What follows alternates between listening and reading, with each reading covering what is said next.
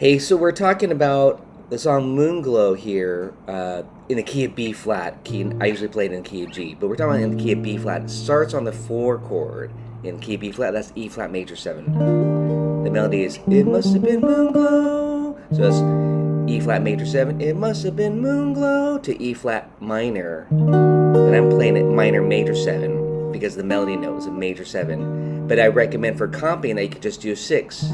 And it doesn't really, I added the 9 on here, but 6. It doesn't get in the way of the melody. What I would not recommend for chords is that flat 7. I would not recommend minor 7.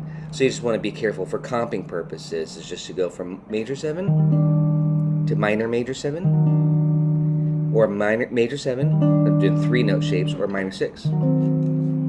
Now for soloing purposes, there's 2 options here, because when you see this chord on the chart, E flat major 7, you know, if you don't really know the big picture, we don't know if that's the 1 chord or the 4 chord. It's the 4 in the big picture, but if you just jam on this chord, hey, play over this.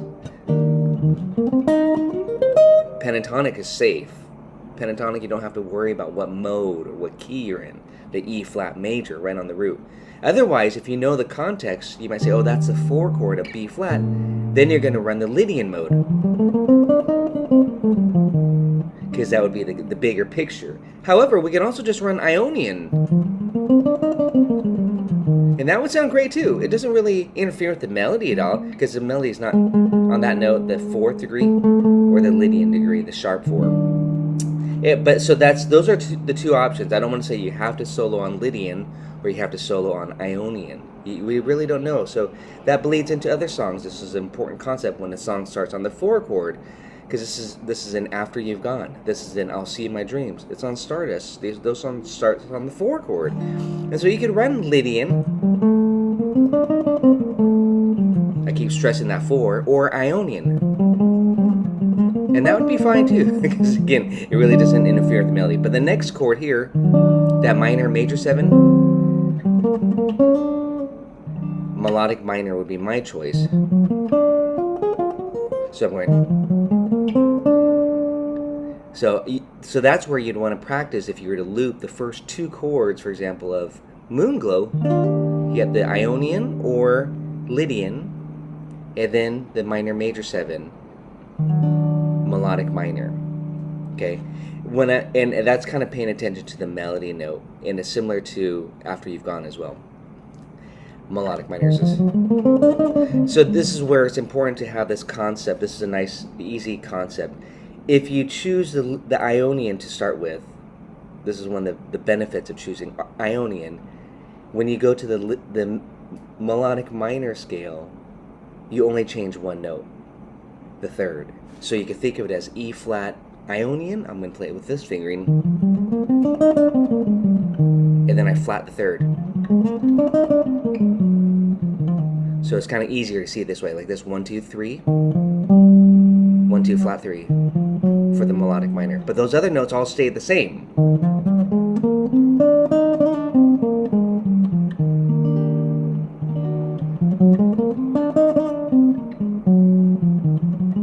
Major.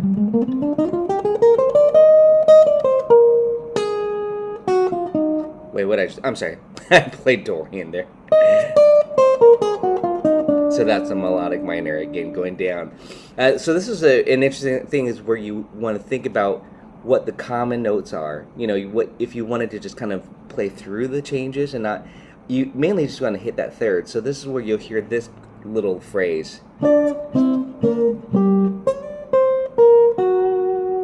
That just watch the 3rd. You could practice your licks as like say, oh, I got 5 6 7 8 for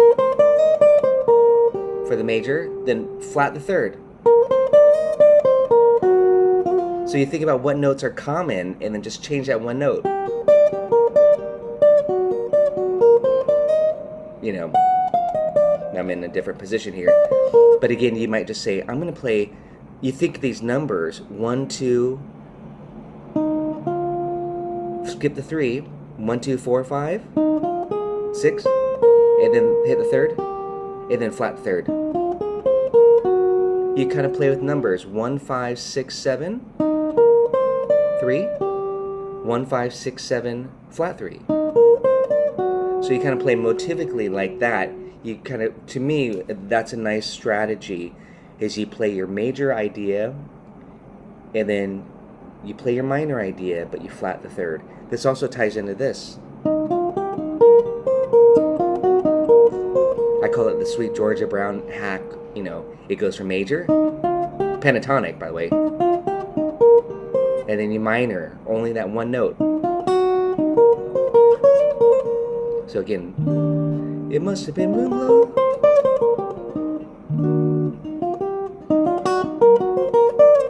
So I'm just quoting Sweet Georgia Brown. I mean, it's just like something that you can use to play off of. So there's the first two chords of Moonglow. So instead of just running up and down the scale, I like to think often these little melodic ideas. So my favorite notes of those often in jazz are the 5, 6, 7. This portion. And I always refer to the song "It Had to Be You." It's really beautiful. The 6th and the 7th degree, but on a minor major 7, those notes are fine. That's what I'm saying. On the minor, on the 4 to the minor 4 chord sequence, you can hang on the 5, 6, 7, and of course even the 8. I don't really want to land on the root, but I know I could use it in passing like this. So here's that major 4, 5, 6, 7, 8, minor 4, same notes, but it takes on a different color. So now the next step would be I'm gonna avoid the 4. That 4 is not a note you really want to lean on, and again, that way we don't have to worry about this. Kind of this is a hack now. You can omit the 4 because you don't care if it's Lydian or Ionian with that 4th degree. So then we go straight to the 3rd. Now I'm quoting paraphrasing the song "So Nice Summer Samba." Do da da da da da, do da da da da da, do da da da da da, do da da da da da. Really beautiful. I always love that melody. It's just so sweet, so cute. So we have this. So imagine this. Major 4, minor 4. So you do. Of course, I'm swinging it as a swing tune, and then it'd be on B flat. And then we take it through the progression. I like to take motifs. So that's one. That's what I would call the "So Nice Summer Samba" quote. Paraphrasing it. The other song that I really love is this. I'm playing with the same notes that I said I love on that major and the minor major 7 chord. 6 degree, sorry, 7, 6, 5 to the 3. Again, you got to really visualize that E flat major 7 chord.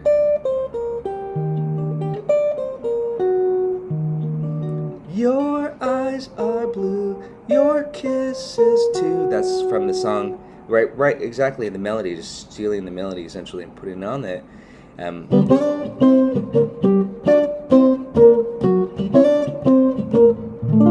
Now I resolved it to the 1 chord. I've made the 2 as a 7 flat 5. So you can take these motifs,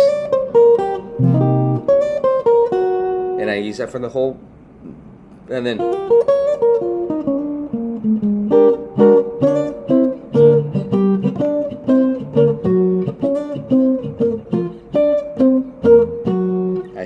to me that's a little special there. But you see I'm just goofing around. I can't believe. Then or Django.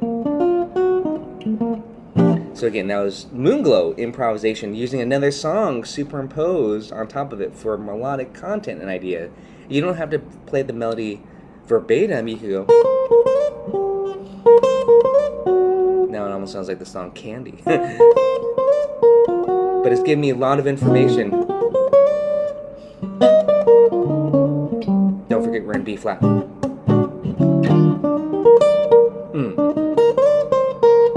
So I went E flat major 7, E flat minor major, then B flat. Now I'm just doing some arpeggios, C7. Now we should probably go on to the next portion of the song, but really I'm just slowly breaking down Moonglow two chords at a time, essentially. This, and I'm practicing that, so I have some strategies. And then notice I'm giving you that minor major 7. The next two chords, by the way, is the 1 and the 2 dominant. That's B flat major 7. I'm putting in 7, and then dominant 7 on the 2. So again, now I always relate to, like, what is that progression? Well, that's Take the A Train. That's The Girl from Ipanema. I practice a lot on those songs. This 1, 2 dominant, minor 2, 5, 1, and then that's Moonglow right there. So when you practice now, like, you have the 1 chord. I mean, now I'm going on to the next 2 chords, so we could talk about that in a second. You know, what do you do on the 1 chord and the 2 dominant? That's when I think about, what would I do on the A Train? What would I do on Girl from Ipanema? Those are like the standards that everybody really focuses hard on. So continuing on with Moonglow here, after you got this first, the 4 and the minor 4, you have some different options. Now we go to the 1. We're in the key of B flat for this. Of course, you can move it to the standard key of G or whatever key you want. This is Ionian.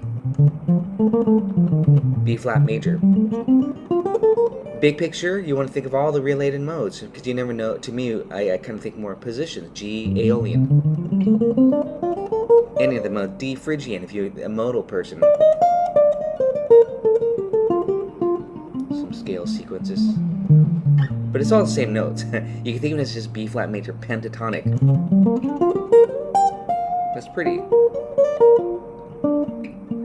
And then, so that's just all B flat major. Those are the general ways I would approach that. The 1 chord, you know, just Ionian. And then the 2 dominant. Again, this is like A Train in Ipanema. Well, face value, C7, you'd play Lydian, which would be key of F, just so you know the big picture. That could be G Dorian, kind of getting into that minor conversion a la Pat Martino, and a little Bbop scale, a little passing note.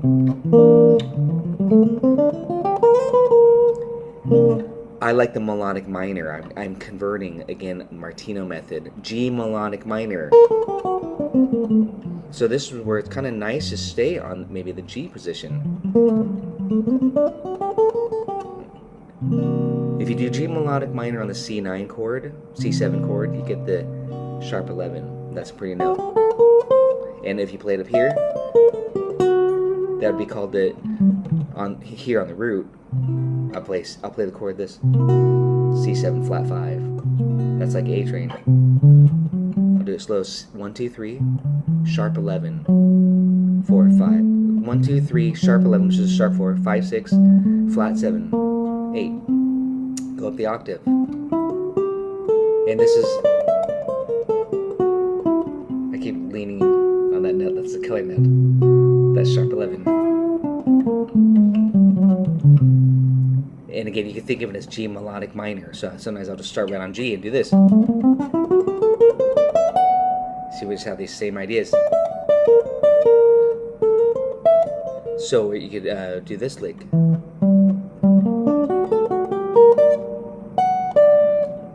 Again, you hear these kind of nice arpeggio phrases. Very Martino-esque, if you're one. Those are lines and ideas. But again, it's important just to kind of practice the 1, 2 dominant. Notice I'm adding that color. And then the 2. Now we're just in B flat. And then back home. And put that 1 to the dominant. That pulls us back to the 4. So the last thing I want to say on the 2, since I'm talking about the 2 dominant, I think blues licks, just on that. And that's where I do the hybrid, the composite scale, the C minor blues. Get that major 3rd. Very Charlie Christian-esque. 1. So I went from the 1 to the 2 dominant, and I did some. And I also think of that 2 dominant as this chord. E minor 7 flat 5, because I'd like to do, and that's G minor 6, by the way.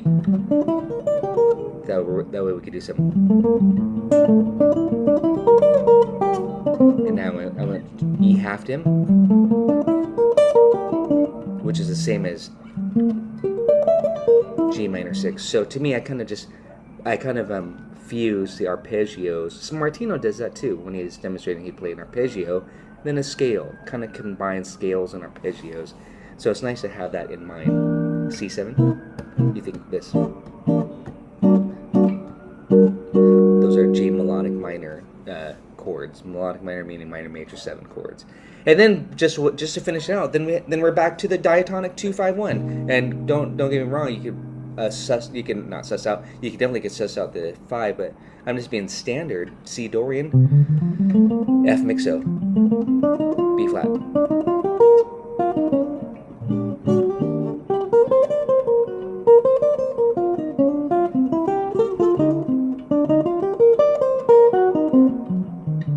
And there I colored up the 5. I did C minor 7 a la Wes Montgomery. And then here's that minor 4. This is a beautiful strategy tying into the beginning of Moonglow. I think I've already covered this in my other lesson on Moonglow. But 4, minor 4, 1. So that was for the 2-5-1. That was for this. C minor, I'm thinking E flat major 7. This goes back to what we did earlier. And then on this F7, I'm going to flat 9 it. And then on the B flat, the home.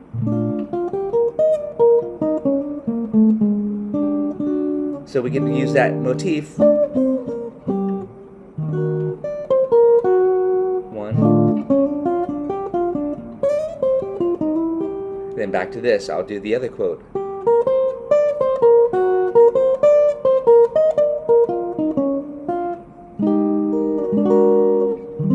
There I put a 2-5-1 to the. I'm not doing this. I'm not worried about. I'm just thinking more. It's just soloing. Soloing changes 2, 5 to the 4 chord, minor 4 with a major 7. 1, 2 dominant with a sharp 11. You can see how important it is to think of this with chords for your soloing, and then 2 with the 11. Maybe tritone sub. That's B7 for the. I always say that do this, and then B flat. So again, I always say this: think harmonically, chords. That means, and then try to bring it out with your soloing. So again,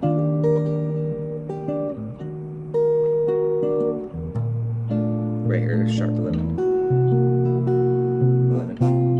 tritone sub.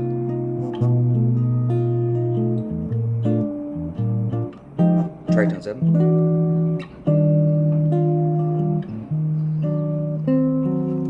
So that's important. Again, practice with chords and get those colors in your ears, and then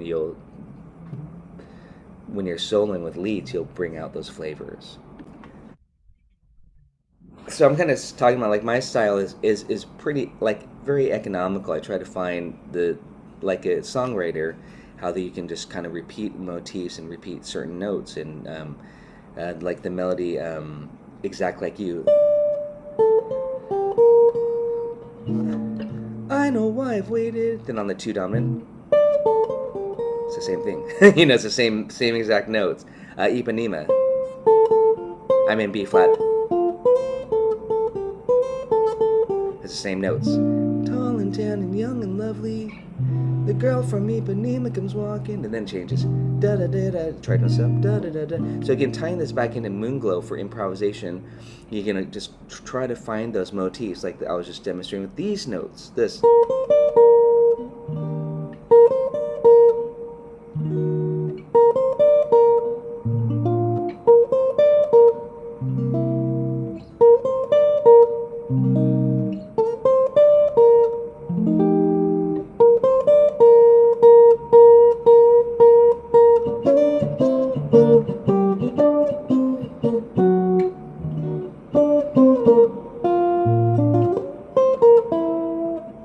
See how finding what changes.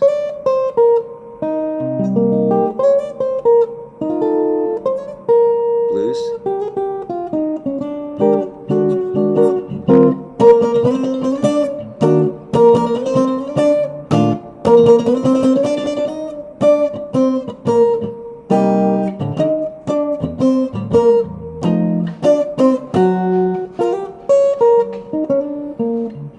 again, I was just going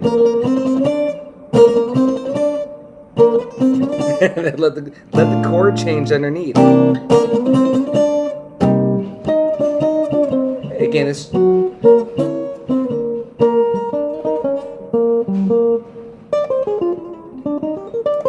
just finding, again, those common notes, you know, between all of those chords, and only maybe playing those notes, and then finding the one note that changes the voice leading, and that's what I was trying to bring out.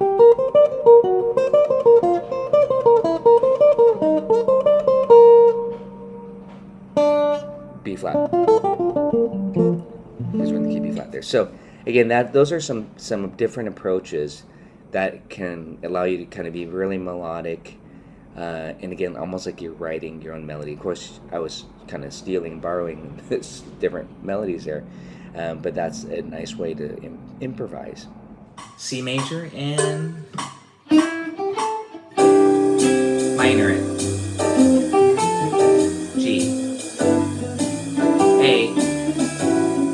A minor. Diminish it. And G blues. C. Minor it. G. A. Minor. I'll just keep it simple. Diminish. And throw in a blues lick. G.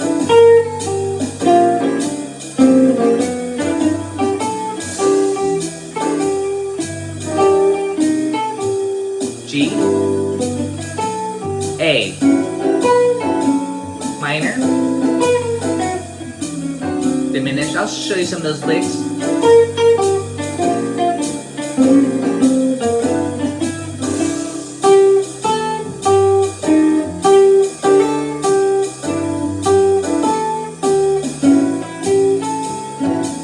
Minor, diminish. Don't forget to sing what you play. Minor,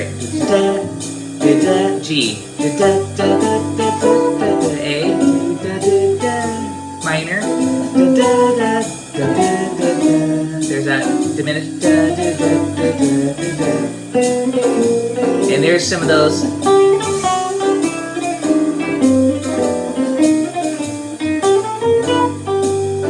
The Mona Lisa.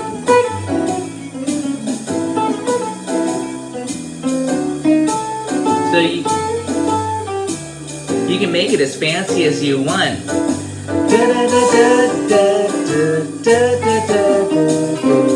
G, A minor,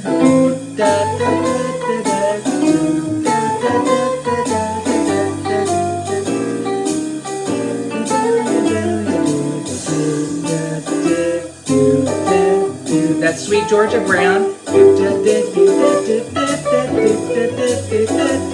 A minor. It's A minor 6. G. I don't know how I got up here. I'll go back here. Minor it. Try to take an idea, motif, and repeat it. Rhythm.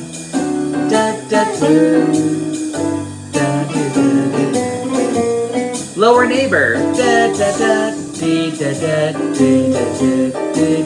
G. A minor. Diminish. Blues.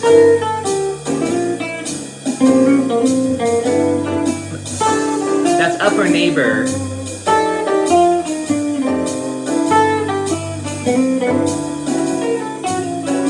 Minor. Diminish. Mona Lisa. Mona Lisa, Mona Lisa, Mona Lisa, Mona. That's the only word I know. Minor.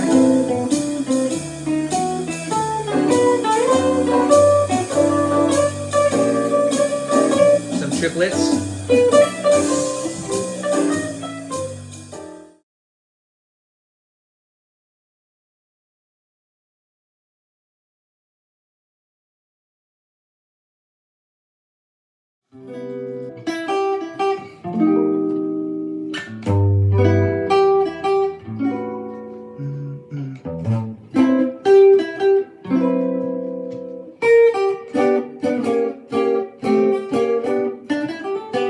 G major, C minor, G, A minor, C, C minor, G major, A minor, C, diminished. By the way, who knows what key we're in for this song?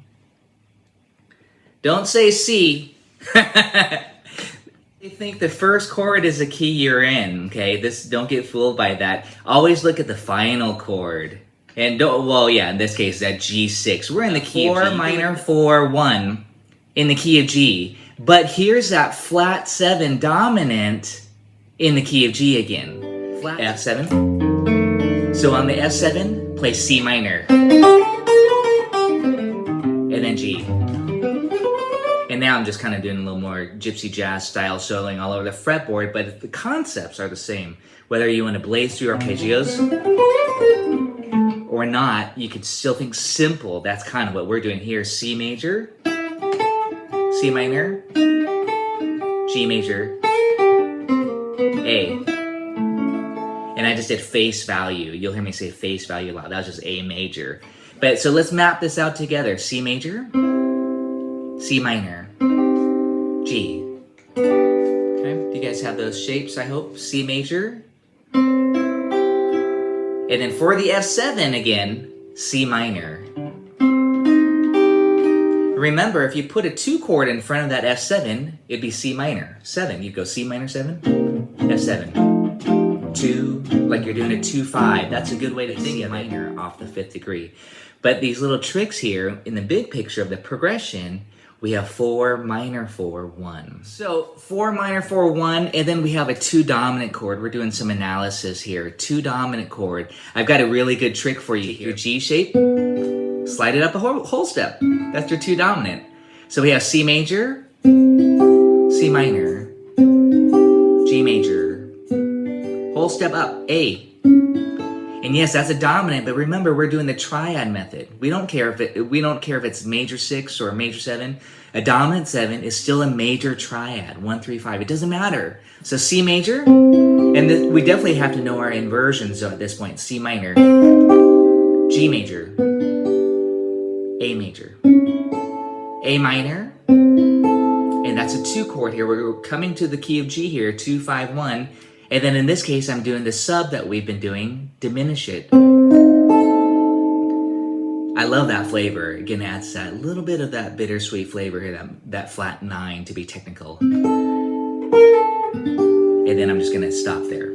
And that's the process. C major, C minor, G major, A major, A minor, diminish it, and then G.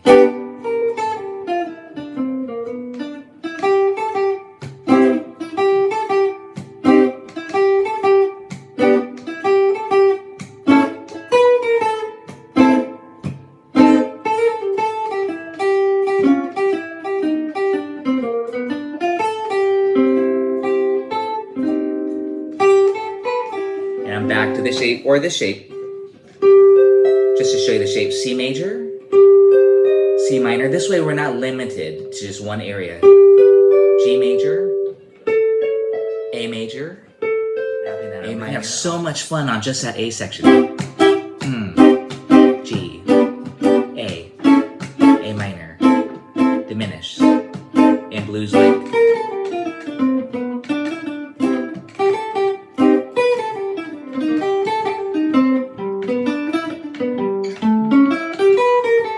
You can see how those easy arpeggios just tie right in. As the 2 dominant often then turns to 2 minor, and then it goes to the 5 chord, but then we actually diminish it. So on this 2 chord here, we get to practice A major, A minor, and A diminished. We get all 3 of those triads in on that section there. It's really good practice for that. And again, check out A Train, check out Exactly Like You, Girl from Ipanema. Those all have that. That's why I like to group those songs together. C major and minor it. G. A minor, diminish it, and G blues. I think that's so important. Before you start to get fancy and throw in all those embellishments, is to make sure that you can learn your inversions, and all that means is this: C major, C minor, G major, A major. I'm just doing one one method, one approach here. A minor, A diminish for the D7. See, D7 flat 9 is what that creates. Beautiful, that substitution. And then G. And every time, just to make it easy, I'm doing that blues lick. Something bluesy on the key of G. At the turnaround there, to kind of bring it around to the top, or even just to close out that section. Well, the next step, C major, C minor, G major. And then, like I said, go up a whole step from there to make it the 2 dominant A major. A minor, A diminished, and G blues. And notice that when it was the blues, I actually played a minor lick on the G major chord, or G6 chord. I'm playing that G minor. That's the whole beauty of the blues. You have that major and minor collision. Here's a great, I gotta show this again. This comes from that blues hack. Here's G major. That's kind of the chord, the resolve chord. And don't worry about all that little turnaround stuff really for the soloing purposes. But here's that G major, but that G minor, what I call my favorite blues hack, is actually thinking off the minor triad. That's actually G minor. Then I did this lick.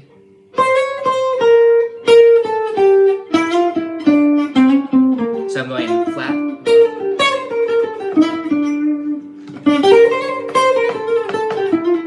And I'm doing those little licks quite a bit. That's actually on the G chord. So just for fun, let's go ahead and take it through that route up there in that next inversion, that next position, I'll say. C major. 1, 2, 3. Minor it. G major. A major. And again, this sequence, minor. Ready? We're going to diminish it. And here's that blues lick. And C. Minor. G. A.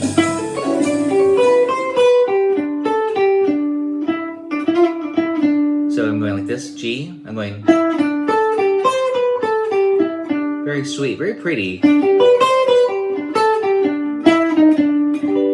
I went.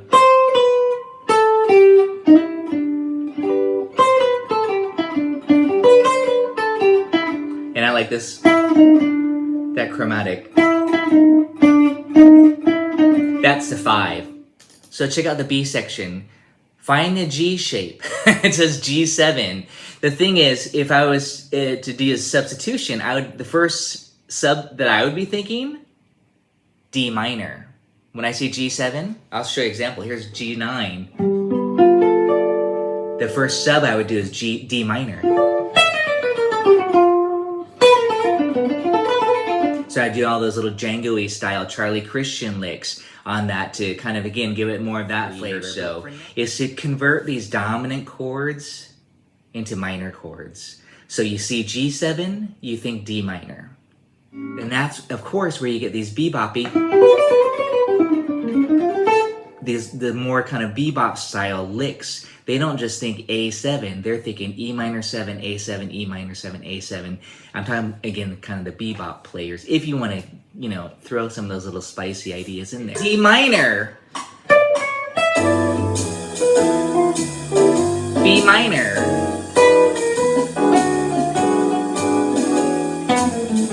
E minor. A minor. D minor. B minor. E minor. A minor.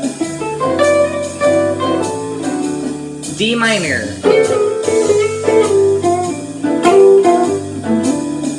B minor. Kind of gypsy jazz.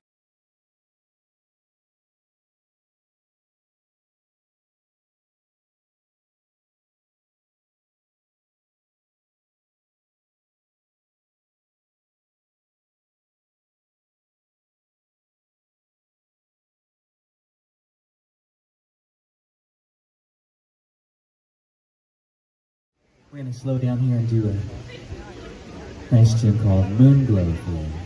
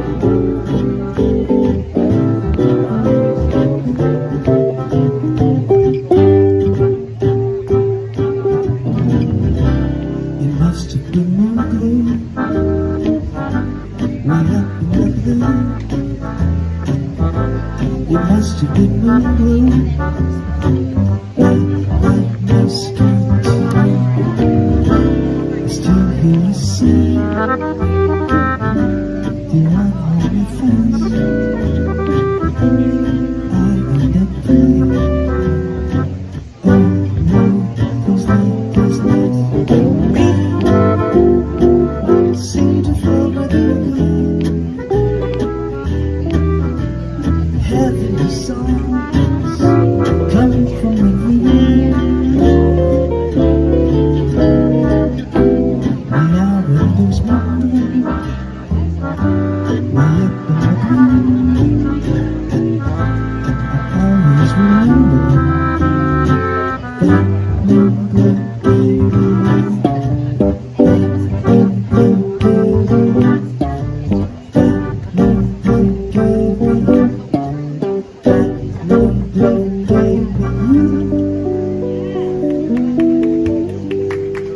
Thank you. Thank you so much.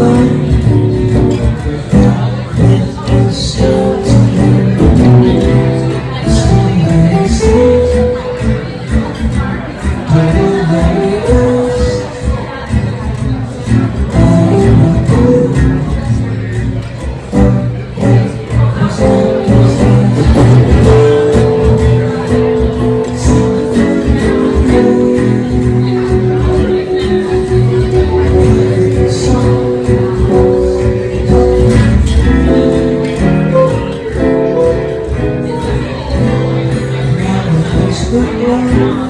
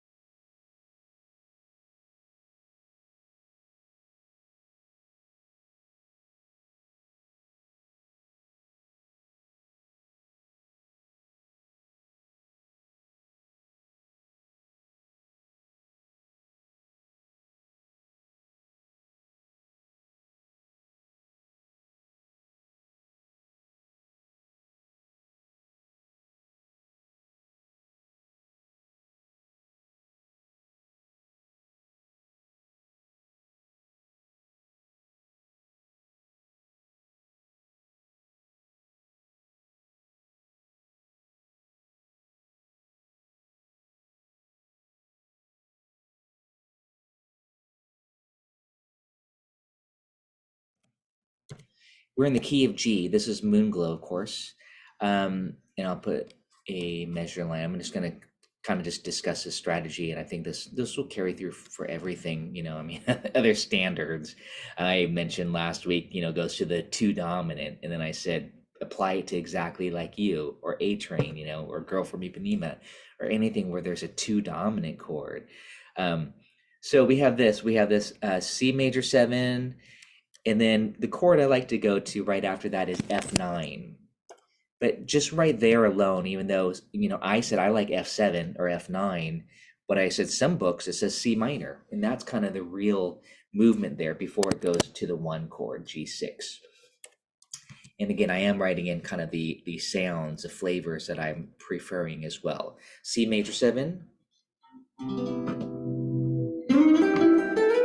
a lot of reverb today. That was unexpected. F9, G major. A9. And again, you can check out my chord melody arrangement if you want to see kind of how I'm figuring some of those shapes. But, you know, I was saying it's just an E minor triad. That's just E minor. But what's interesting is that it falls on a C major 7 and then F9 sharp 11. So the scale, if I did not mention it, for that F9 sharp 11, if you don't know this, or again C minor 6, is C melodic minor, because you got to get this B note. You want that B natural. Dorian doesn't give you that note, so it has to be melodic minor. So again, that was kind of a C major. That could be Ionian or Lydian, just a major scale, or the fourth mode of the key of G. And then this, the minor 4 chord, just remember this. When you have a minor 4 chord, again, I cite those songs After You've Gone, I'll See You in My Dreams, Stardust. I say the same songs every time. Those are the popular ones. Just Friends. 4 minor 4 1. On the minor 4, the choice scale is melodic minor. Which one do you use? C melodic minor in this case, right off the 4, the minor 4. So C minor 6 or C minor major 7. That's the sub if you want to do that. I like the F9, it makes it a little bit bluesier. Now the G6 chord, that's your 1 chord, and A9 or A7 is your 2 dominant. And this is where last time I was saying on the G6, play E minor 7. I'm talking arpeggios now, not just scales. That would just be a G major scale, by the way. But for the G6, to go E minor 7. That is equivalent to G6. They're the same 4 notes. You can play pentatonic too, if you want to. That's E minor penta, or G major. That wasn't G major. That's G major, hopefully. That's G major pentatonic. G major, if you don't know this already, by the way, G major pentatonic is 1, 2, 3, 5, 6. I'm going to do this over here. This is just for fun. 1, 2, 3, 5, 6. Those are your notes of it. 1, 2, 3, 5, 6. The 2 could be called a 9. So it's called a G. This could be called, I always say it's a pentatonic chord. G6, 9 is your pentatonic, or this. That's G6, 9. This 1 chord shape, G, B, E, A. Sorry, it's a lot of tune there. Let me tune that up. Wow. G, B, E, A, D. This G6, 9 chord has all the 5 notes of the pentatonic scale. So that's like an ideal chord in this ideal scale that would go with that chord. Maybe just play it like this. Which is E minor pentatonic. They're the same thing. Now for this A9, what I was mentioning, A7 is your 2 dominant. I was saying take this E minor 7 arpeggio idea that you're kind of playing and make it E minor 6. This. So I kind of quoted a little bit if you caught that Sweet George Brown. Does E minor 6 arpeggio. So that's kind of my strategy there, is using some of those substitution arpeggios. E minor 7, to E minor 6. That's the first 4 bars. So you might keep it really simple. C major 7 for the C major 7. For the F9, C minor 6.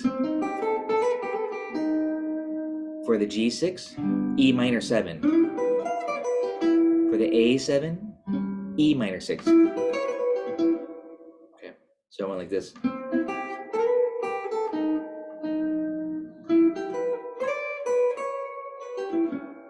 And let me get my loop pedal going here. That's why I plugged in this guitar, so I could just do a little quick demo with the loop. 2, 3, 4. I'll play the first 8 bars for you with the little hook. Why not?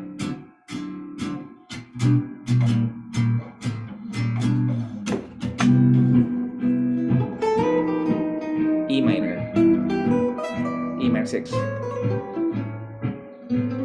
I'll talk about the next part there. But again, now I'm just kind of demonstrating how to practice the C major 7.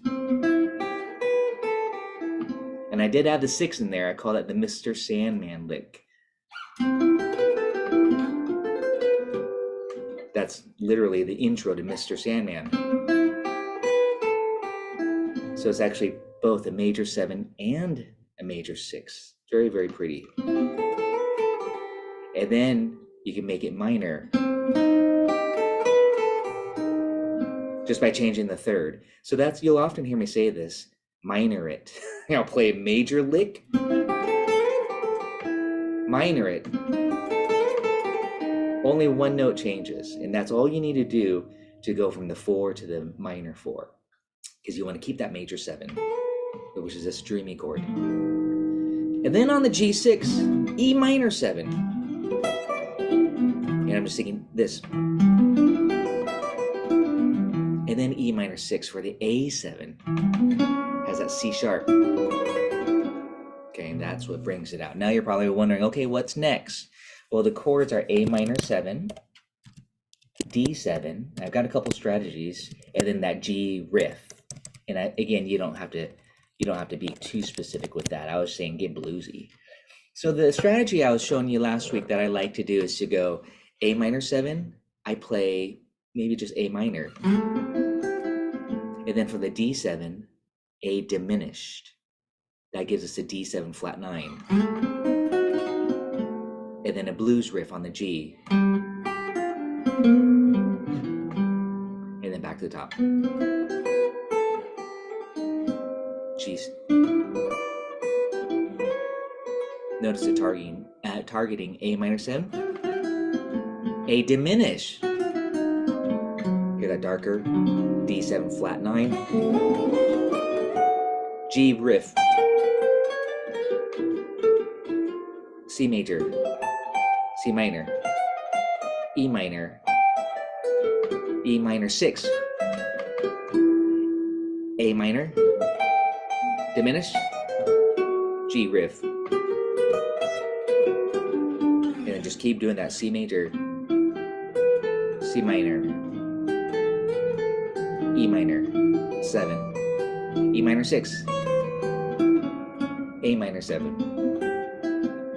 A diminish. G blues. C major.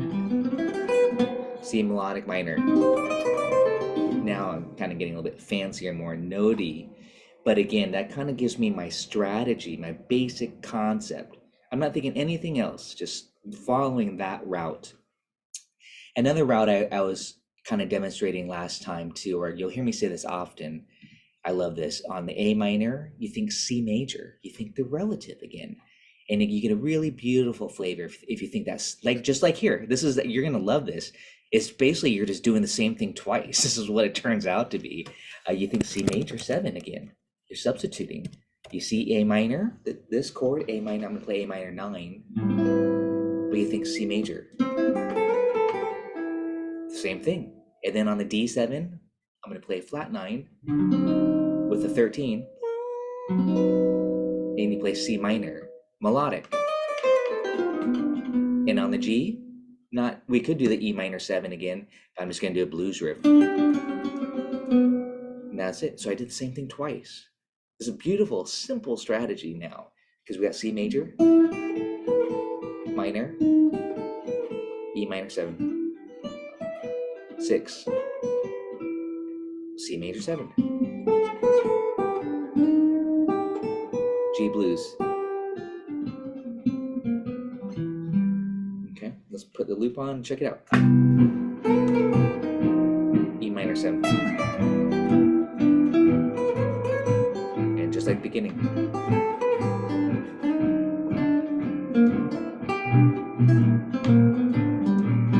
C major, minor, G major to E minor 6, C major,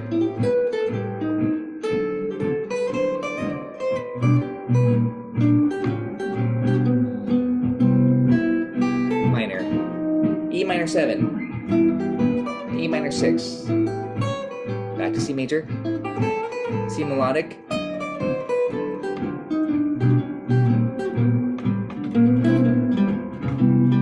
simple,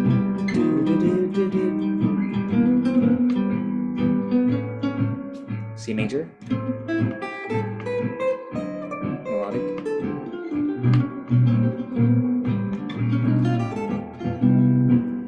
minor, even with chords, G major, C major, C minor,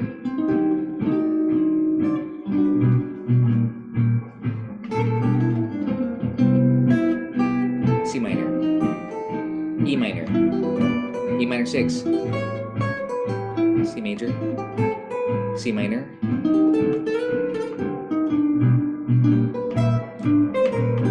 and if you're wondering, what are you doing on this part? Just all G blues. I'm not worrying about catching major, diminish, I'm not worrying about all that voice leading stuff. Just G, just something really simple, G. And maybe just put in that flat 7 so it turns to dominant. So that's my strategy for the A section for Moonglow, basically in a nutshell, using those hacks, I guess, the substitutions. Okay, the B section here, we on Moonglow, we take the one chord and end it on the A section on G6, and then we turn it to dominant. Just sliding up here, we have 1, 2, 3, 4, 1, 2, 3, 4, 1, and it walks down to the 6 dominant.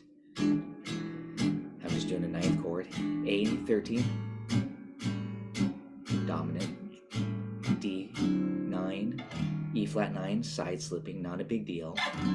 And then tritone sub, D flat 9 for the G7, and then into your final A section. So I'm just gonna play some, or talk about some ideas for some soloing on the B section here. 1, 2, 3, 4.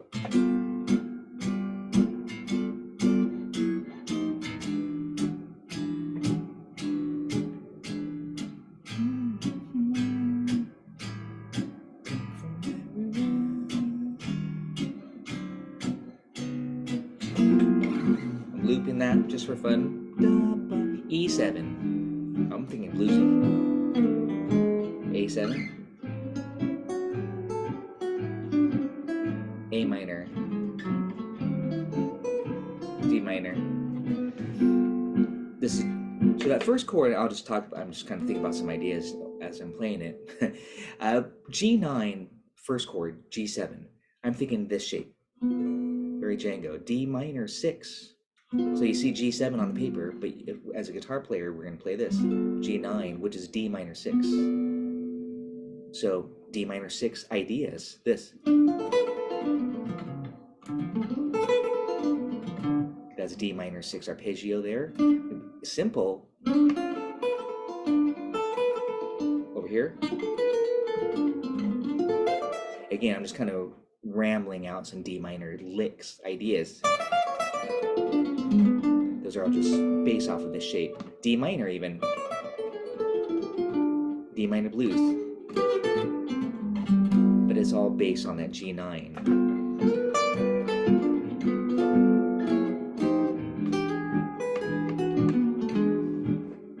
too easy. I just moved my hand down 3 frets and did the same thing. So yeah, the G, 9, D minor 6. And I have to say minor 6, so you think that E minor, or sorry, E9, B minor 6.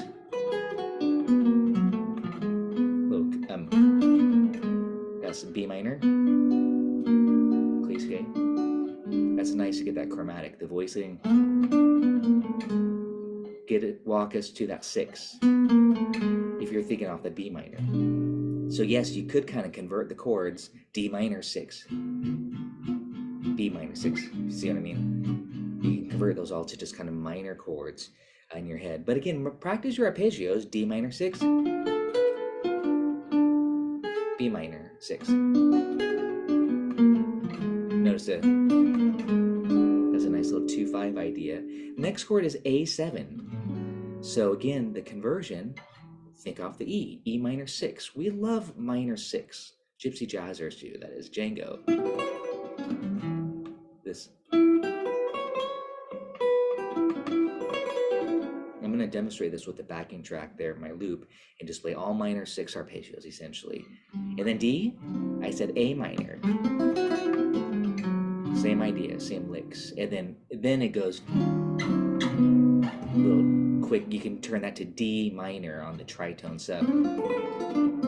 If we're going to go into the last A section. If we're just vamping, then that's not necessary. Let's try this out. D minor, B minor, E minor, A minor.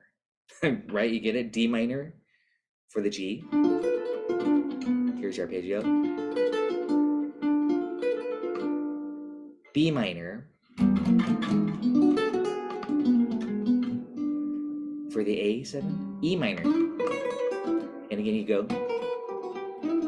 But make it a 6. It sounds, you want to target the 6th degree. Even though I said E minor, really focus around that E minor 6. And then for the D7, D9, A minor 6. And I'm kind of doing a little 2-5.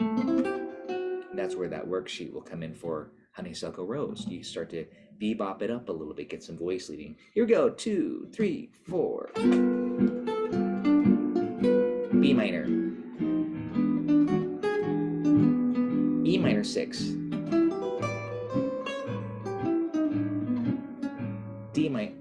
A minor 6. Let's try it again. D minor 6. B minor 6. E minor 6. A minor 6. Again, D minor 6. B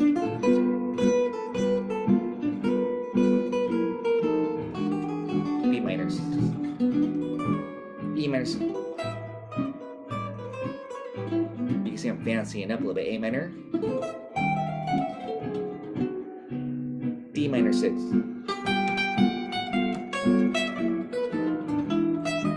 B minor.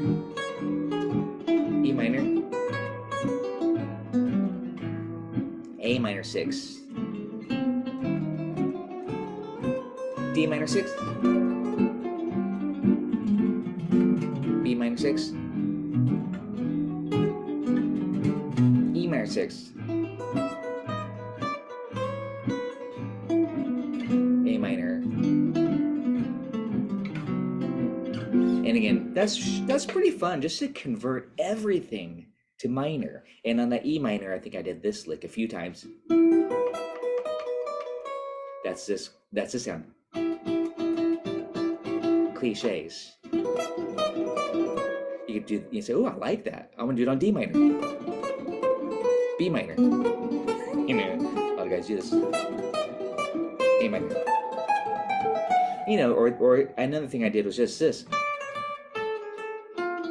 B minor. Really simple. Just try targeting E minor with some arpeggio. A minor. D minor. B minor. And again, it's just nice to say it. I'm saying it all aloud because that's what I'm thinking, even though the chords are going by G7, E7, A7, E minor, D7, A minor. You see what I'm saying? Don't worry about the side slipping. And again, D minor, B minor. You just gotta say it aloud and play those phrases. E minor, E minor 6, of course, and then A minor. And then if we want to take it to the last A section, C major, C minor. I said C minor, but make sure you get that 6 on there. And then E minor 7, E minor 6, C major, C minor. That's kind of pretty, very pretty. This D7, flat 9, C minor, melodic.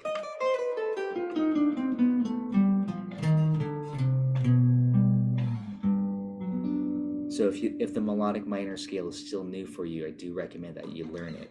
It's just a major scale with a flat 3. I never used to say it that way, but that is kind of the easiest way to think of it, the major scale, the flat 3. So you have do, re, mi, just flat your 3, do, re, mi, and then everything else is 4, 5, 6, 7, 8.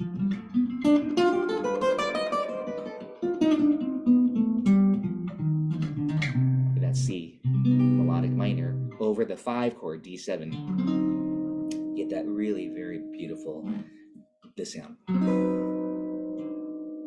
then resolve it G major. So again, I also stress everything you think lyrically or what's the word, single notes horizontally, make sure you try it out with chords so you understand what you're really achieving. Because if you like the sound, A minor 9, D7 flat 9 and 13, G major 7. If you like that sounds nice to you, you're going to achieve that by using the appropriate scales on our hacks or strategies. Is when I see G6, I'm thinking E minor 7, because they're the same thing. And then for the 2 dominant, and by the way, I hope you take this into Exactly Like You, A Train, Jersey Bounce, all those songs that use a 2 dominant, you play E minor 6.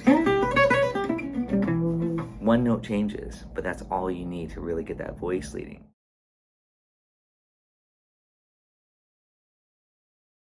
Progress. Okay, so Moonglow, the standard key is G major. Django plays it in D major. Stoclow Rosenberg, these 2 versions that I sent you earlier, plays it in C major. So, but we'll look at it in G major first. That the song starts on the 4 chord. We're in the key of G, and there's actually often this little riff or something similar to that. Everybody kind of does their own little rhythm, but and then it starts on the 4 chord. That was a G riff, or I'll get to that in a second. But the 4 chord, the melody, F7.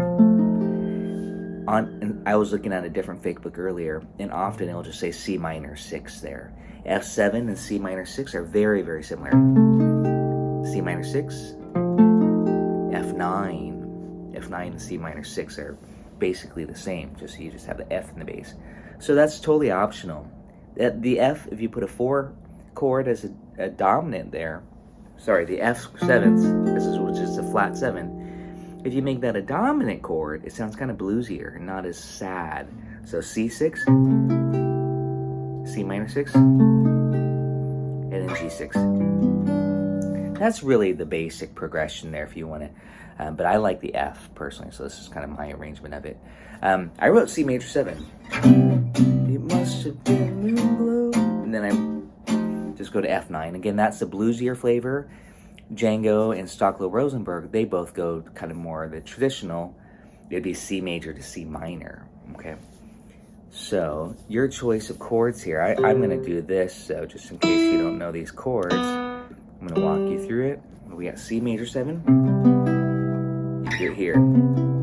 But again, because it's major, you can just do C6. And then C minor 6. That's 4 to minor 4, just like you're playing After You've Gone, I'll See in My Dreams. I always sing the same song, Stardust, classic movement. And then G6, the 1. So those 4, minor 4, 1. But remember, you can also do this flat 7, sub, like it's a 2/5. And I'm going to actually write F9 in.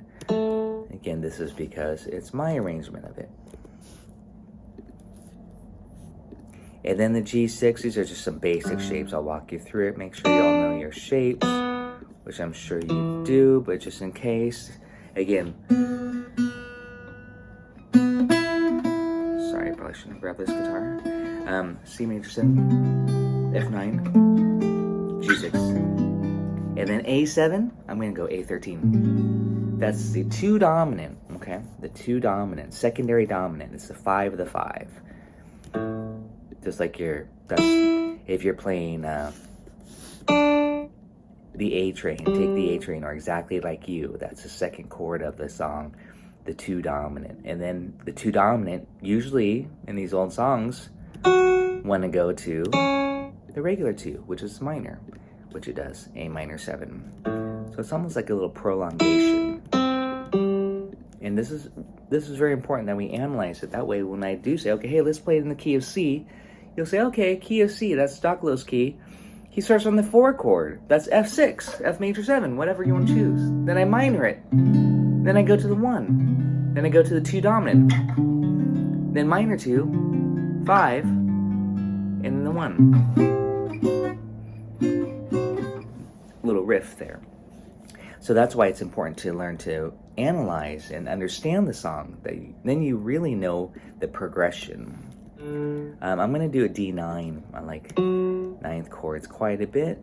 Most swing players like these dominant 9s. I'll write 9 in here. And then, of course, the 1 chord. Now, you might be wondering, how do I do this riff? I like to do it like this. Or sometimes I start at G/B. And I'm going to walk you through that. So, this riff that sounds like this. That's the melody. That led me straight to you. G/B, E flat/B flat, which is really just B flat dim or G dim. So you're going to see some different things on the chart sometimes. A minor 7. And actually, you can just, this is the simplest thing, just to do this. Just go back and forth. So I'm kind of showing you the riff for comping purposes. And I'm going to write that in right here in case you don't know that. That's G/B. B in the bass. You could just do G6. It's all the same, but it's kind of a bass line movement. I want to say more of an inner voice leading movement that's being brought out in the bass. So again, if you don't know that, look at the grid here as it pops up. I'm doing 3-note shapes right now. I'm not worrying about the 4th note for this riff. E flat/B flat, we can just rename that to B flat dim. That's the easiest way to think of it, really. It doesn't, and B flat dim would be a sub for E flat 7, so I'm not sure exactly.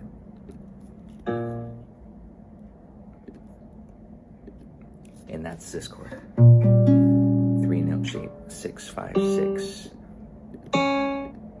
And the funny thing is, you can just think of this as a G dim when it comes down to it. It's just like you're taking the G major triad. Sorry, let me tune this up here. G major triad, G diminished, and then A minor 7, E flat dim, or sorry, E flat 7, which is just G dim, and that's the riff here. You might want to do that, but if you're comping, if you're the rhythm guitarist, then you might do it like this.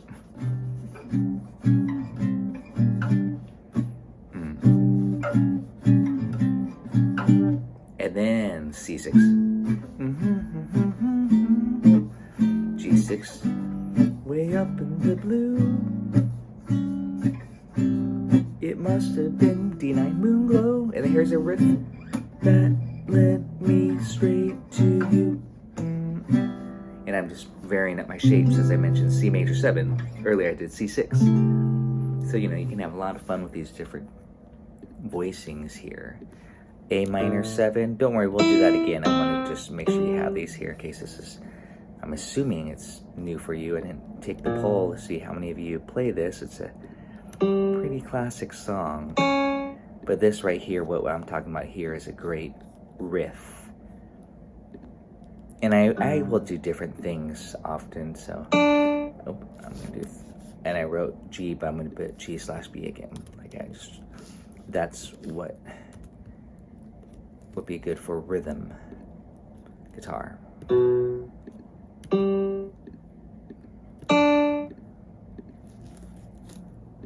So G/B again is this.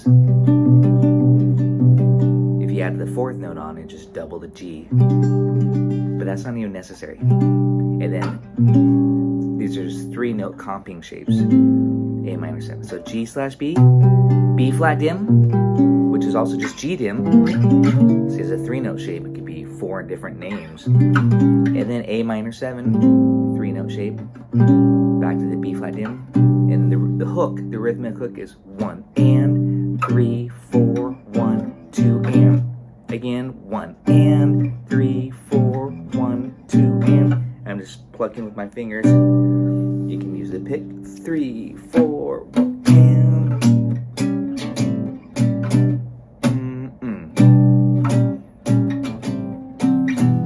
And that time I actually would resolve it. The last time, go 2, 5, 1. So A minor 7, D9, D7, G6. If you want to resolve it. But this sounds good just as a repeating figure. 1. Now with that triad again, if you want to try this triad for that riff, if you're the lead instrument, then you probably will do it like this. G triad with a root on top, because that's the melody. 1. So you go G triad, G dim, keep the G on top. And then this is a partial A minor 7, A, C, G. We just don't have the E in there. Back to the G dim, which could be E flat. See, listen to the E flat here. See, we just don't have the bass note. It's nice with triads. And back to G. So something like this would be 1.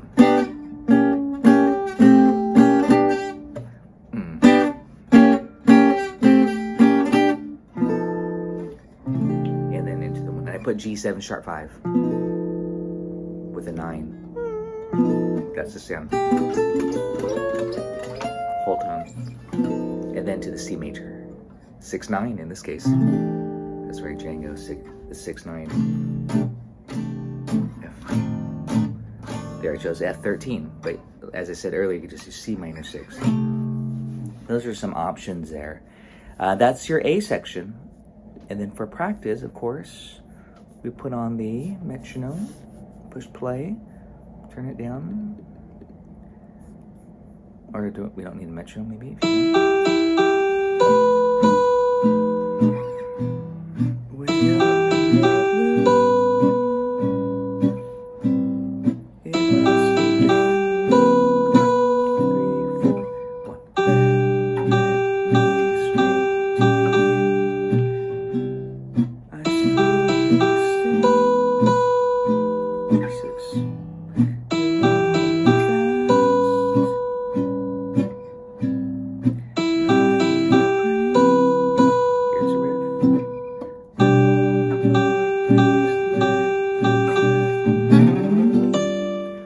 Anticipate everything. I went 3, 4, and the melody is just written straight, if you're wondering, so it's nice to add some anticipation. Oftentimes you'll see the lead sheets are very square, but that's not how players would often play it, so interpret it how you want. But for practice, again, you can turn on the metronome. Any questions on those chords for the A section? I'm going to check it out here, then we can do the B section together. So we have G major triad, G diminished, A minor 7, but we're just taking these 2 notes and getting that chromatic line there. A minor 7 with the G on top. But here's G major here. I'm just going through another inversion to demonstrate how you don't necessarily have to do it here. G major, and then these 2 notes. Now it's diminished. You got to keep the G here. This is a stretch. And then the A minor 7, even more of a stretch. But it sounds cool. See what I mean? It's these 2 notes. But now you have a neat little harmony too. So that's something that you can add into your band if you guys were playing all together. You might say, oh, well, what if I do it up here? G major here? And then think about which note you want to keep the same. That's your G. That led me straight to you. So these notes need to change. Can we do that? I don't know. Let's try that. That's diminish. That's A minor 7. Diminish. Gotta do it in time. That's definitely a harder one. But you get the idea how creative this could be. You could do it on here. You know, you just want to think about which notes change, and that's why we're doing it down here. Okay, one thing to do in these old songs. The one chord becomes dominant. Again, this is important because when you want to memorize it and play in a different key, you're like, what does a B section do? The one becomes dominant. Okay, and then from there, it walks down to the 6. So that's, and I'm just using 9th chords here. So let me jot that down for you. G9. You could do G7 for sure. It doesn't matter. That would be the basic. But I'm just gonna do these as, play these as 9s.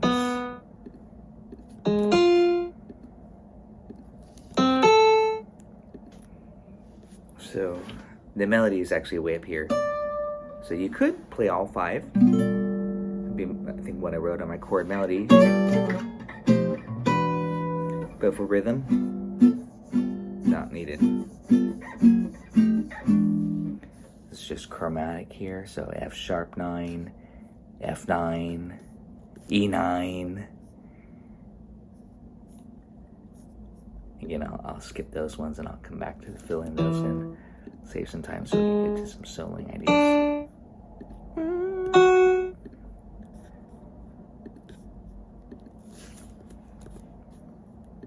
So the B section so far, 1, 2, 3.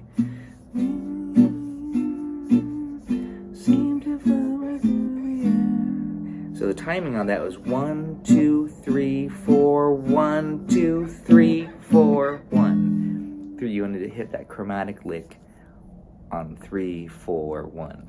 Then you get to the E7. Even though I'm playing E9. Heavenly songs.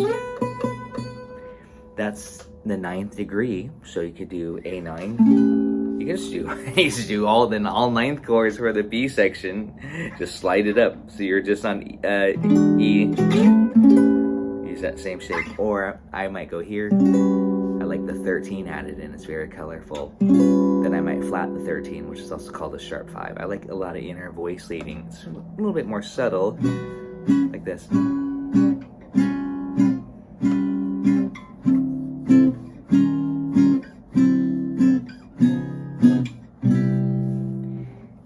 Show you what I did here, but for this purpose right now, I'm just going to use that plain old A9 shape on the 12th fret. So it's all the same shape.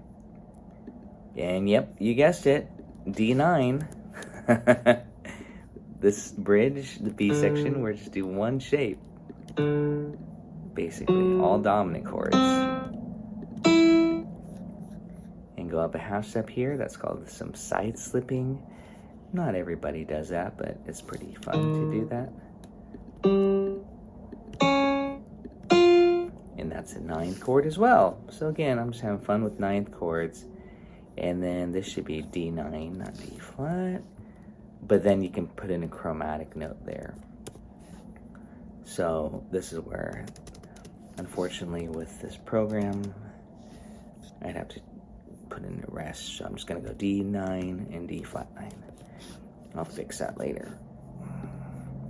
And that's tritone substitution. When you do this,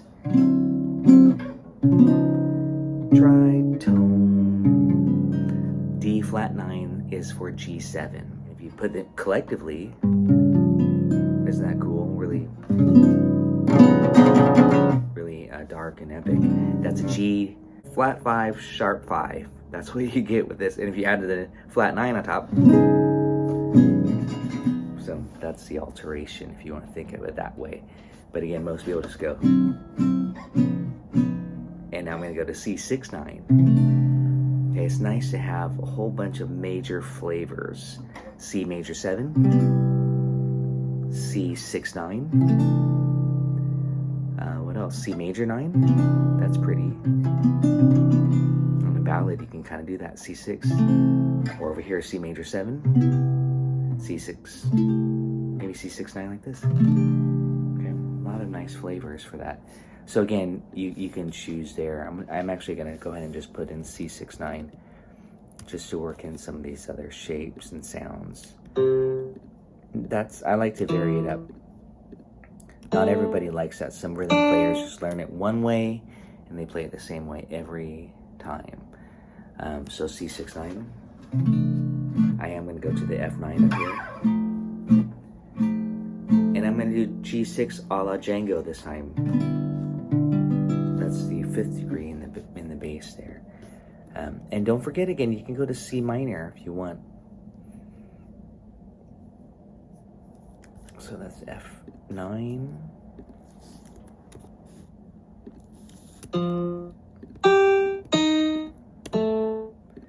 And this G6, it's kind of really called G6/D if you wanted to be theoretical about it, but I'm just going to call it still G6. This guy. Oh. Better do that before Jerry corrects me. Thanks, Jerry. I know what you're thinking. Like last time. Good, there's G6. Okay. I just wrote a D9 on accent. Now it's G6.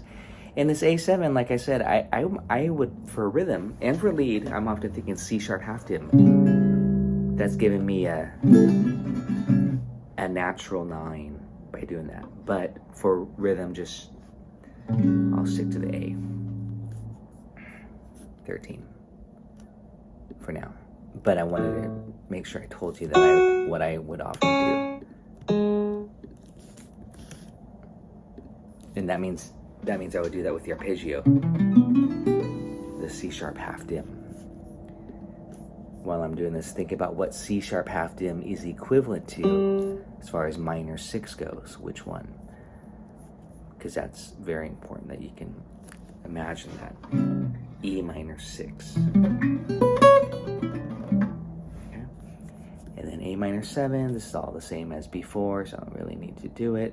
And I'm not going to. I'll do it later. So 2, 5, riff. And top. It must have been Moonglow. Way up in the blue. It must have been Moonglow. Riff. That led me straight to you. And here. I still hear you sing. Okay, we need to talk about the melody now. We got the chords down. I'm going to stop and see if there's any questions.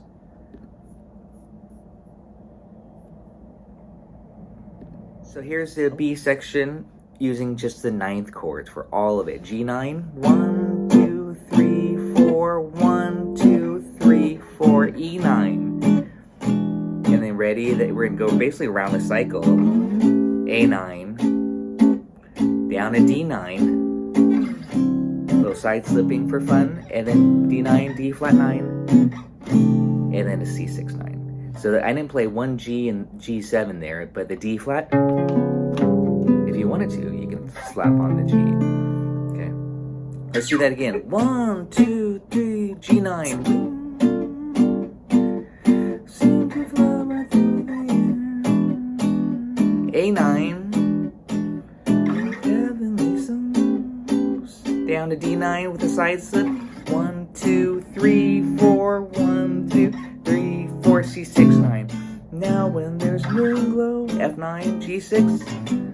Way up in the blue. 13. That's a 2 dominant minor. It must have been Moonglow with the riff. 1. That led me straight to you. And then back to the top there. This kind of the if you're going like.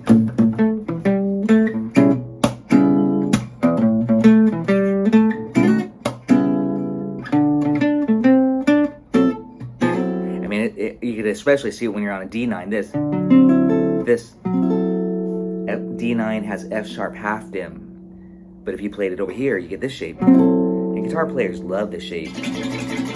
Just like we love this shape. So, but on A7, I was demonstrating A13, but you could just use C sharp half dim. So again, on Moonglow, on the A section, it must have been Moonglow, G6. Check this out right here. This is where I would do it.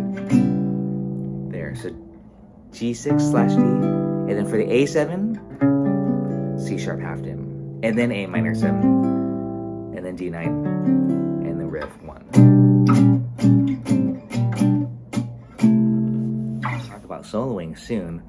But that's one of my favorite little kind of hacks or strategies is when I see G6, I'm thinking E minor 7, because they're the same thing. And then for the 2 dominant, and by the way, I hope you take this into Exactly Like You, A-Train, Jersey Bounce, all those songs that use a 2 dominant, you play E minor 6.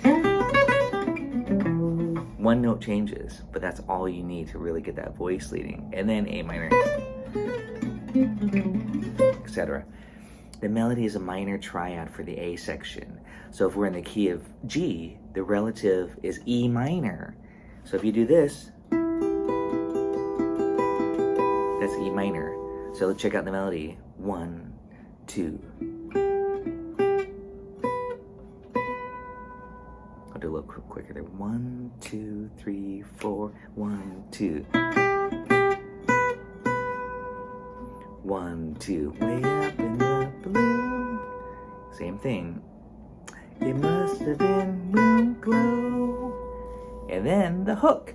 1 that led me straight to you. And you want to get the rhythm. I wrote it here. 1. But that's also where you could add this 1. 1, 2. I'm adding some syncopation. It's written in the sheet music as quarter, quarter, but I like it on the and. And I might do some phrasing like this. You know, I like to add some sliding in. And I might go like this. You know, adding those fills. But my target notes is this E minor triad. Or this. Or this. So you can do it anywhere. That's what I'm saying. Understand what the melody is, and then you can have a lot of fun with it. Like, oh, just E minor triad. That's the tune for the A section in this particular key of G. Okay, you guys want to give that a try with me here? We should put on a backing track, but I'll play chords for you. Just the main motif is this. 1, 2 from the top.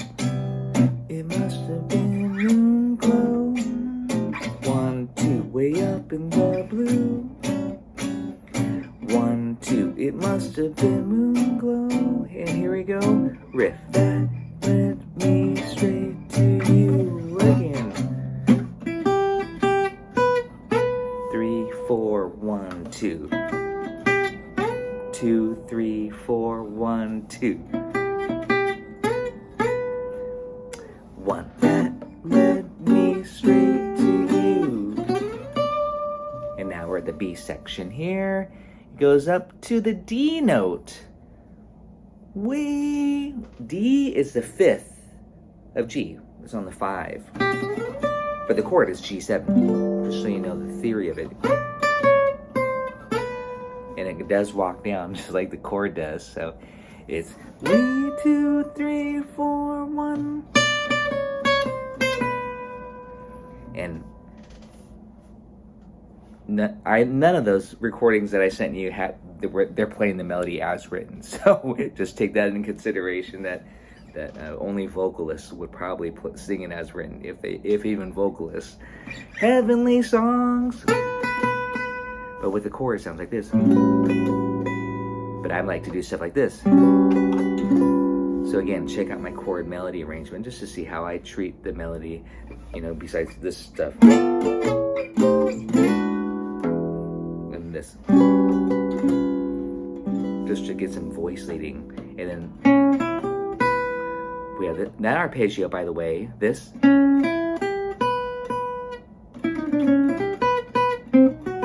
Right, hear that? That's Jangology. Django, maybe he was inspired from Moonglow for that, for his melody. And that was right here. That's a C sharp half diminished arpeggio, by the way. That's A9.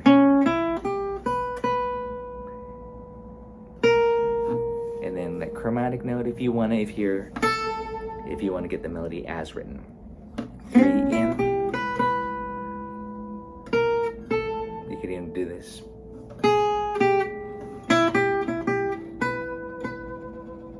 One, two. 2, 3, 4, 1, 2. Riff 4, 1. Let me straight. And then chorus off into some fun soloing ideas. Play triads. That's like the basic, you know, just this. G, A minor. D7, I'm going to do my trick of turning that A minor to diminish. And then this. C major here. C minor. G major. A7. Now I'm just kind of, again, working out some little licks and lines around these chord shapes. A minor. A diminish. And by the way, the chord says D9, D7, but this is a favorite trick of mine, and Django did this quite a bit. You play diminished substitution. So you see D7, you do this. And then resolve. And the beauty of that is, this is a 2-5-1. You play A minor. This is all on that worksheet, by the way. Then you diminish it. Again, that's why it's so important to know your triads. You gotta do this everywhere. A minor, A dim, A minor, A dim, and then the riff. That makes a good study right there. Just going A minor, A dim. You could do this, of course, and then the G. C major, C minor, G major, A minor, diminish, riff, explain that riff, C, minor, G, A, I'm going to A minor, diminish it,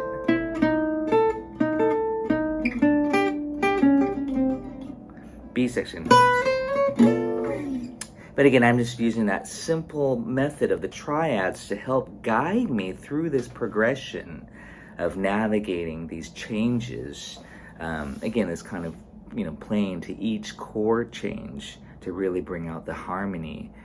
Otherwise, I could just goof around with that E minor pentatonic or E minor triad. You know, like that's pretty much what all the melody is. Do that all day long. But it's nice to do that. So again, that's what I recommend.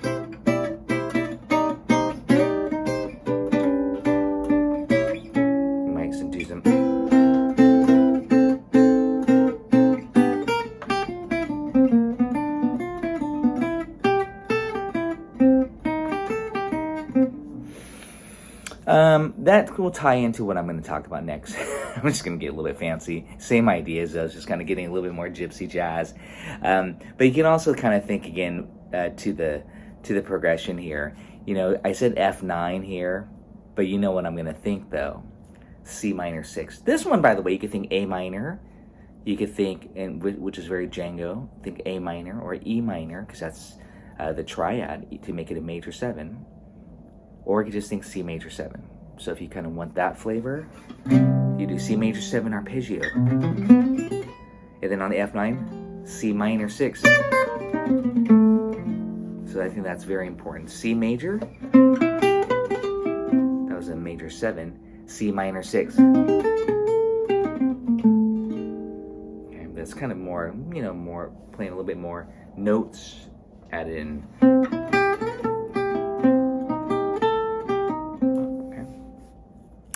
Now, this comes back to what I was mentioning earlier. On the G6, I like to convert that to E minor 7.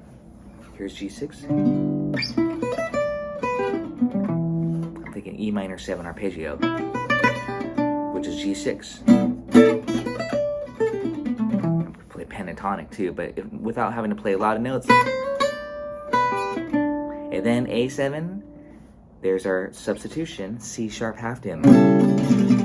And A7, if you think of it like that, was C sharp half dim. C sharp half dim is the same as E minor 6. So now I'm doing E minor 6 arpeggio.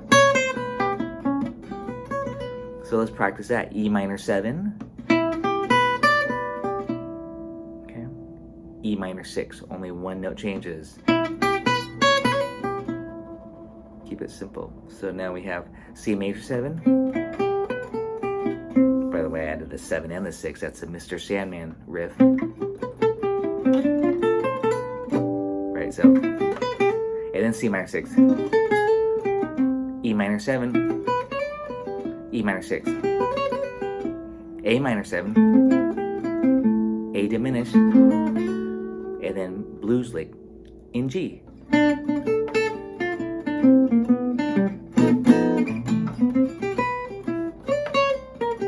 E minor 7, E minor 6, A minor, A diminished, going kind of fast here, G,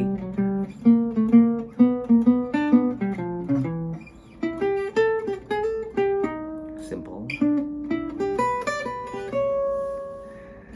A minor, diminished, G blues, or a riff, C, try it out, C minor, E minor 7 to E minor 6, A minor 7 to A dim, and G blues.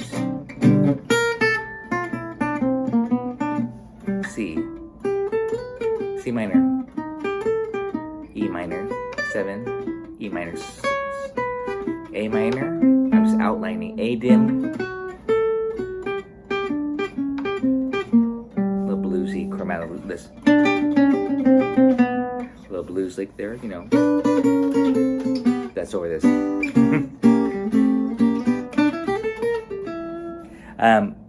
And that's the other thing is I like to get kind of bluesy on this, you know, kind of more of a swing thing versus gypsy jazz, always kind of playing so many arpeggios. So again, just to reiterate that, C, I'm kind of doing some face value, but it's a few subs. C major 7, I'm doing C major 7, but I also like the 6, which is A minor 7. For the F9, C minor 6. C minor idea is this.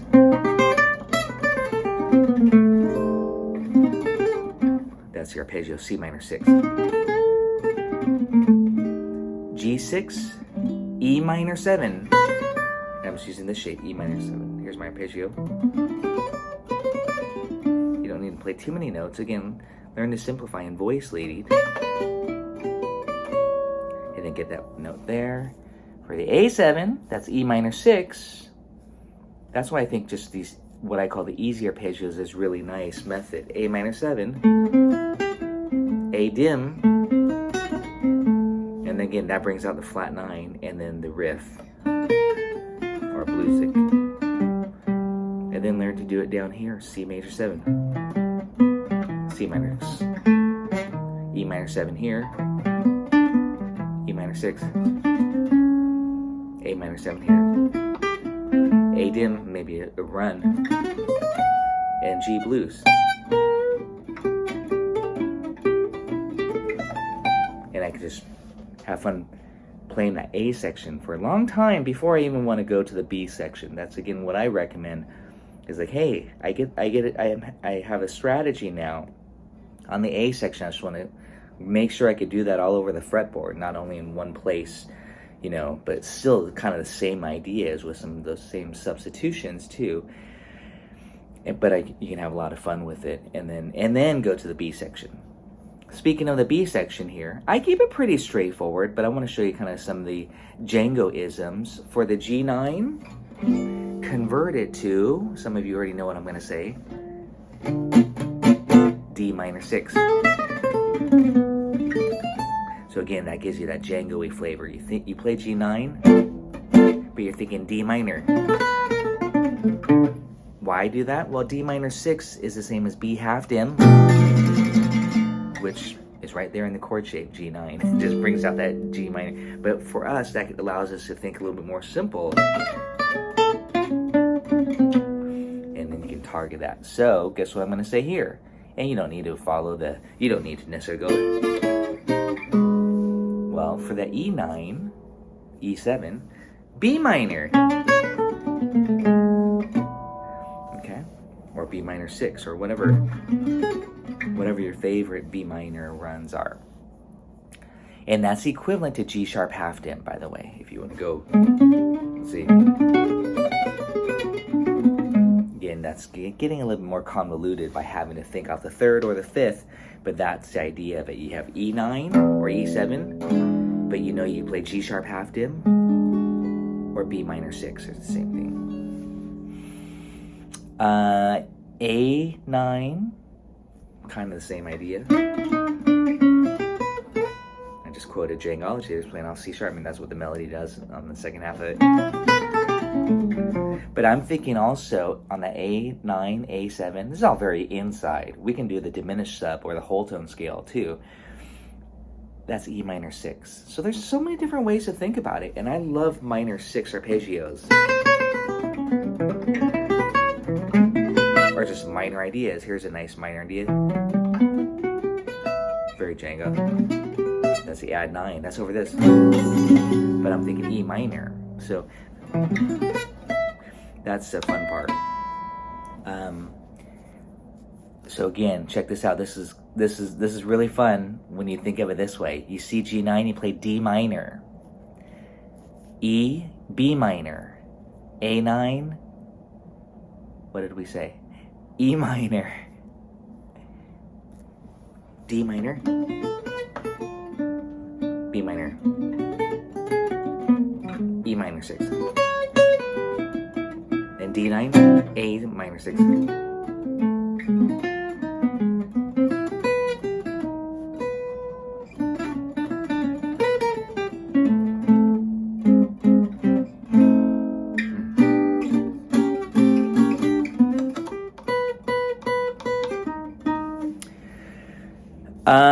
And there you go. Let's talk about one more quick idea. What if you want that diminished vibe happening here for that B section? Maybe very Django, right?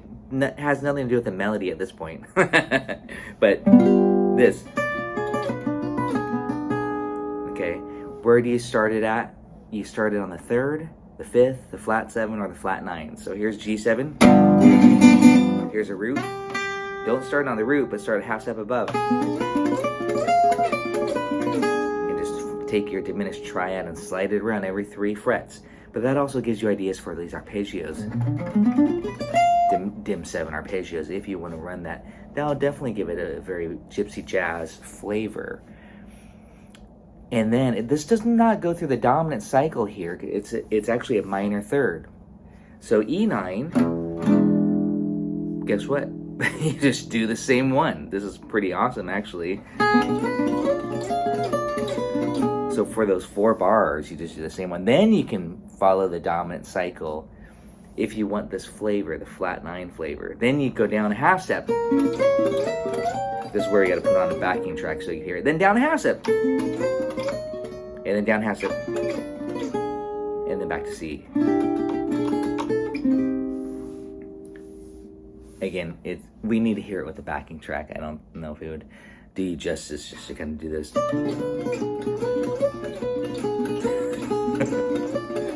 And then down a half step. But this is what I'm thinking. I'm practicing this. Then down half step. Down half step. C.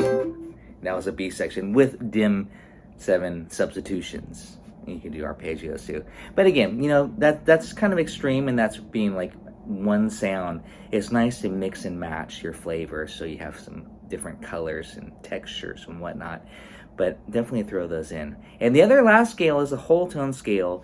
That's a very Django. That's how Django starts off his recording, as a matter of fact. He does this cool, then he goes, look, he He's in D. Then he goes like this. What does he do? Then he goes. And then they kick into the. But that he just does a nice little whole tone intro there, just to make it really dreamy. That's essentially the effect of it. But it could be used during your soloing on dominant chords.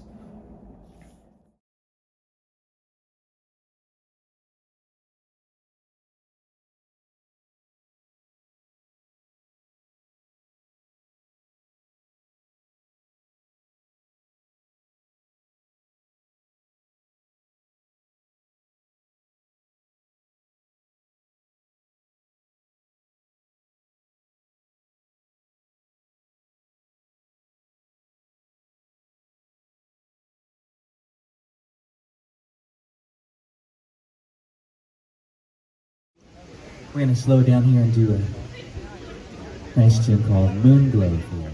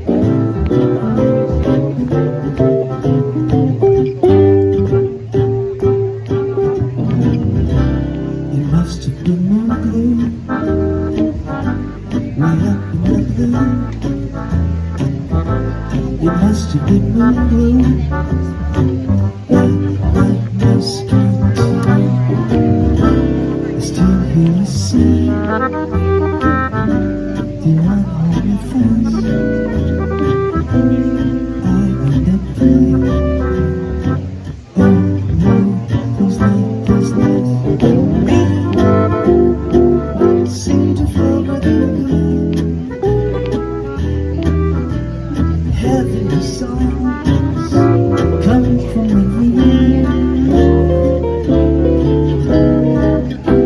When I would lose my mind, way up in the clouds, I always remember that Moonglow baby, that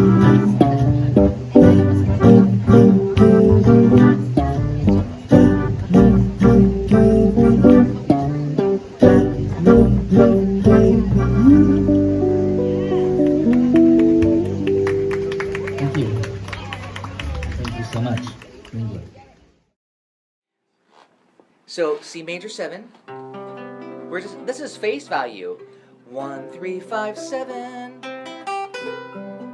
Okay, we gotta know what the notes are. Yes, B natural. C, E, G, B. I'm gonna spell it out. But this is such a good exercise. And please hang on that 7. It's so pretty. That's what the tune is. It becomes a major 7 on a C chord. Okay? Do do do do. Do do do do do do do. Look at me.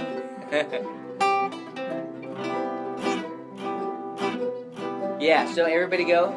Do do do da da bum boo do da dee. That's C major 7. Pretty. And that brings out the flavor of the melody right away. Okay, so now the F7 sharp 11, we're not going to worry about the sharp 11 right now. Sorry. Let's just arpeggiate F dominant 7. So again, we have to start with the triad, 1, 3, 5, F, A, C.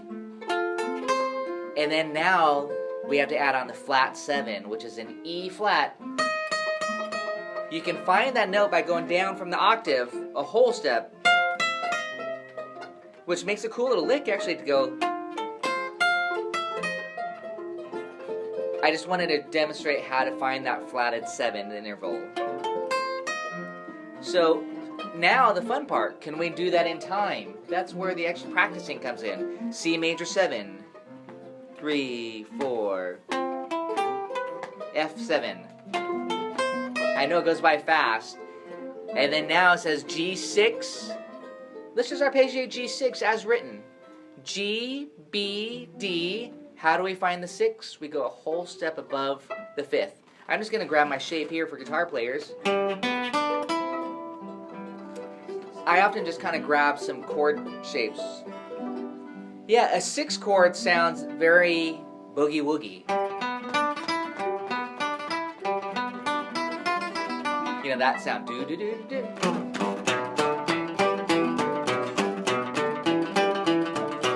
That's a 6 flavor. So have fun with the 6. It's very happy, very kind of, again, a little bit more neutral than a major 7 and dominant. Okay, now we need A7. Let's just do A7 face value. And this is, again, a spelling exercise. A, C sharp, E, G. Dominant 7, E, A, C sharp, E, G. G natural, not G sharp. There we go, good. Listen to it when I play it in this way, as a riff. Right? I always do that. That's an A7 chord. That's Pretty Woman riff. But here it is, not done that way, we just... Okay.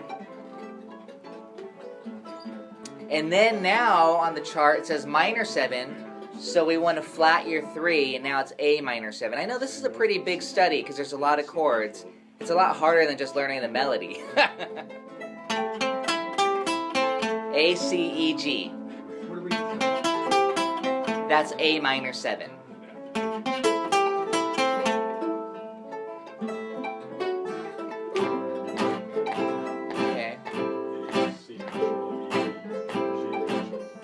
A, C, E, G. Do da da da ba boom boom. Do da da da da da do da da da.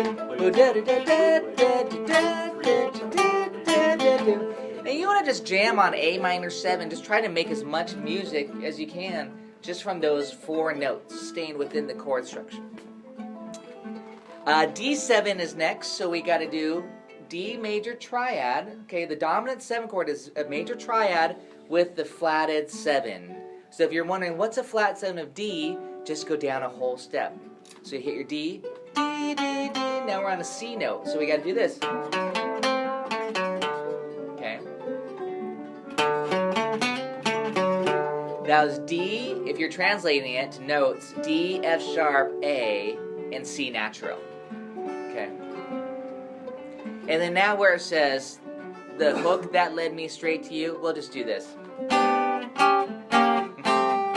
We're not going to arpeggiate through that. We'll just play a blues lick over that. Oh, okay, so we'll keep it simple for that, just a blues phrase. Well, now you have an exercise you can practice at home, which is just outlining the arpeggios. It might sound something like this.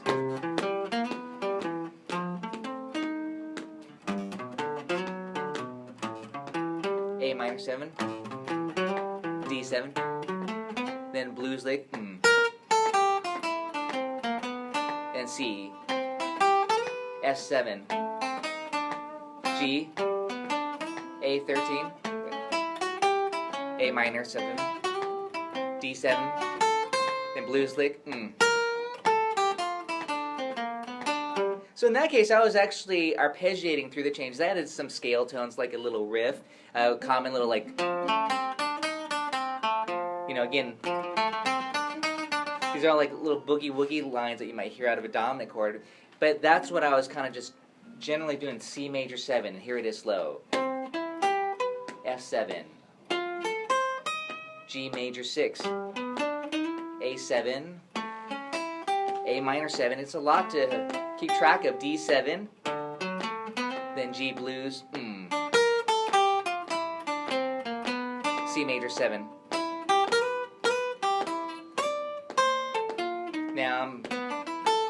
Now I'd try to be creative and connect them so it sounds like some sort of melodic, you know, flowing improvisation versus just sounding like I'm exercising through the chords. I recommend this, though. Minor, D7, blues.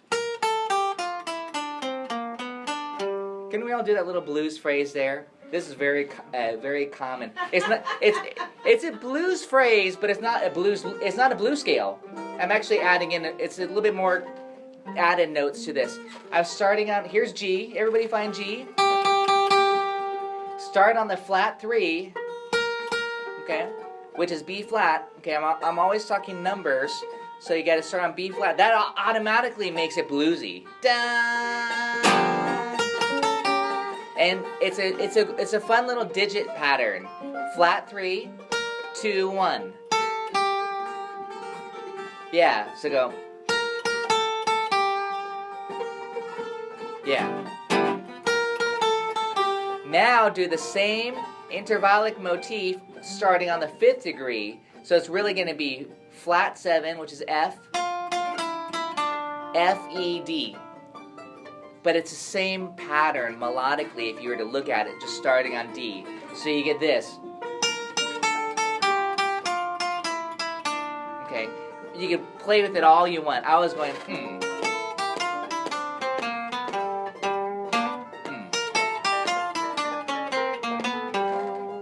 So I was starting to mix and match it and having fun with it. So again, we have a B flat, A, G, and then F, E, D, and then check this out. Ready for this? C sharp, C natural, B flat, and then resolve it on B. So you have this. And then maybe end it on G. That's a great little blues lick.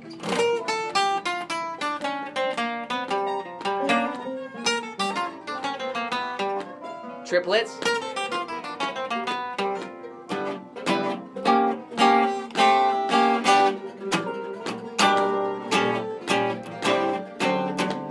again.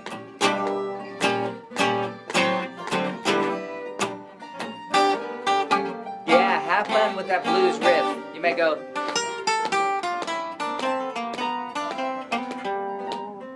Ba-do da dee da da dee da dee da do. Dee dee dee da da da dee da da dee da da. Da da da da da da da da da da do. And then top. It must have been Moonglow. Then you're back to the beginning there. Do you want me to write that out on the board? Yeah, if you could just give me that riff in the notes so that I can. Absolutely. I know that's being a weenie, but. No. But this is what's interesting is that that little blues riff that I just showed.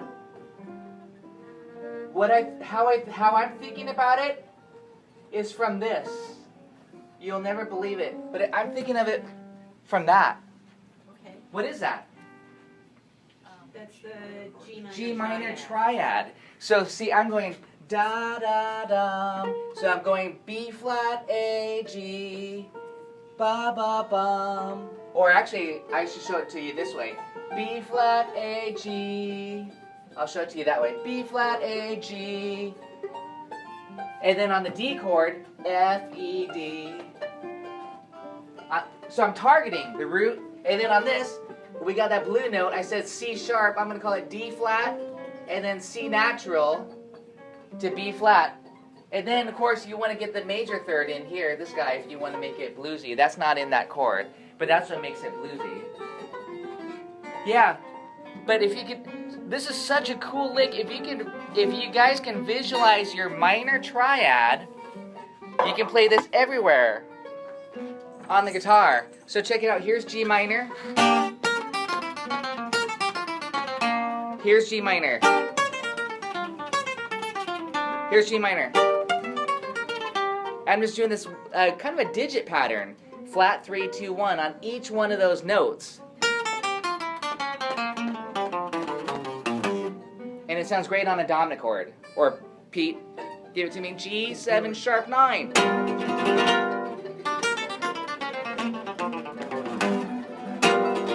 Here it is on G minor here. G minor here. So it's really, again, once you know your triad, you can instantly grab this cool little lick. It's kind of a digit pattern. Does that make sense? What's the one under This is that easy swing sound. If you want to keep it very, very simple, we know the song is in what key? G major. So my very first choice is just forget about all the chord movement. And we know we're in the key of G. G major pentatonic. G major pentatonic. Do we all know G major pent? That means I want to know, do we all know G major penta? Just go to the intervals when it's 1, 2, 3, 5, 6. Skip 4. Yeah, G major penta. Any major penta is 1, 2, 3, 5, 6. Very, very sweet, pretty sound. Again, it equals a 6/9 chord. G, A, B, D, E. Very sweet.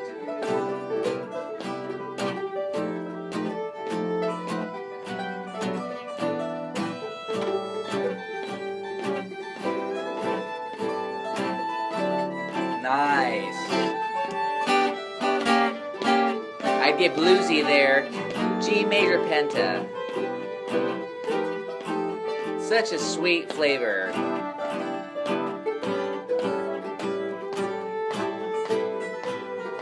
Yeah. Get bluesy here. Yeah, that lick I just showed you. Again, G major penta. It must have been Moonglow. G6 way up in the blue. Yeah. It must have been Moonglow. Bluesy. Again, major penta.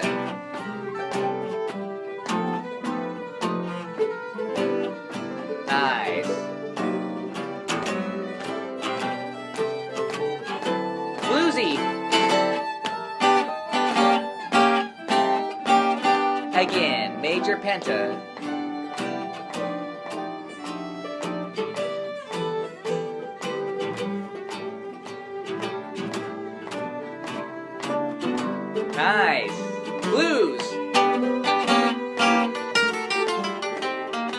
major penta. So that's the formula. The quick and easy formula to sounding great on this song. Ready for the blues lick right here? Yeah, major penta again. Which is very sweet.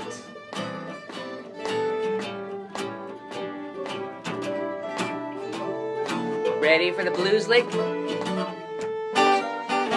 Yeah. It must have been Moonglow. Yeah, keep jamming. Way up in the blue. Major penta. It must have been Moonglow. Give me blues licks. Yeah, Robert, nice. I still hear you saying, major penta, dear one, hold me fast. I end up praying, nice, bluesy licks. Yeah. That was so sweet. There you go. You guys didn't have to think at all. That's, if you want to, you could, if, I don't think anybody really wanted to, C major 7, F7, G6. Okay, I mean, again, that's you could, but you don't have to. Yeah, not thinking at all is something I do well. It helps with it. It's hard.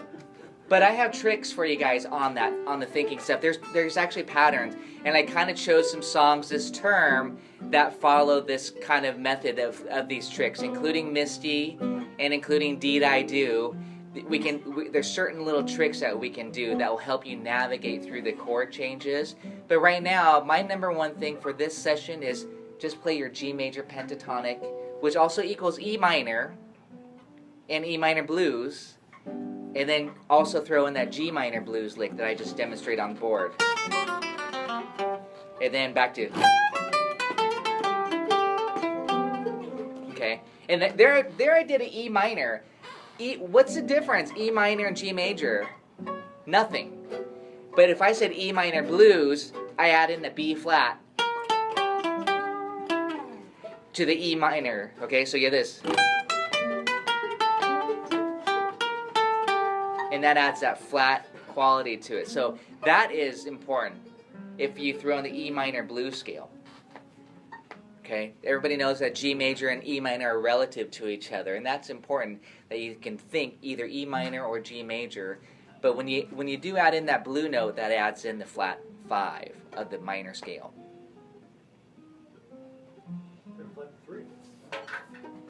It's a flat 3 of the major. So you can think of it as two different ways. If you want a major blues scale, you add in the flat 3. If you want a minor blues scale, you add the flat 5. So in G, it's adding in that B flat, or in E minor, it's a flat 5. Let's try that again. That was so nice. Or do we want to just spend a minute on the B section, then we'll be done for today? Okay, so we'll be done. I promise. For the B, I know I'm wiping you guys out. For the B section, my suggestion, honestly, is to either do the same thing you just did or to outline the chords. So you have G, E, A, D,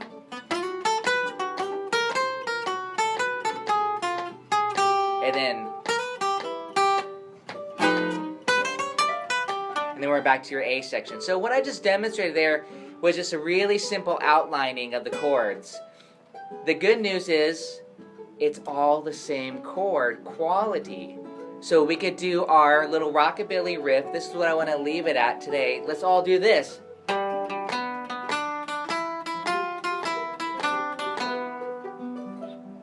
Let's all do that together. That's your little rockabilly style riff, almost like a boogie woogie rockabilly. So we have root on G, 3rd, 5th, 6th, flat 7. That's what makes it dominant. Again, 2, 3, 4.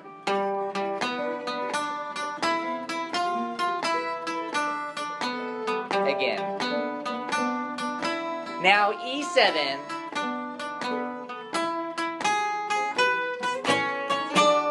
A7,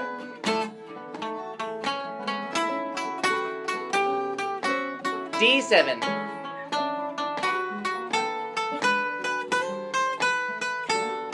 and we're back to your A section. There's a quick little practice thing you can do at home is, hey, can I just navigate through the B section using that kind of a rockabilly blues lick, dominant 7 lick, through the changes. So we have G7, and then E7, A7, and then D7. Let's try it again. G7, E7, A7, and D7. Let's do it again. I'll do it with you. Here we go. E, A, D, G, E, A. Notice I was doing some improv around it. D. Again, G. Yeah. And that gives you a lot of improv material. E. Nice. A. These are all dominants. D. G. Yeah. E. Bless you. A. D.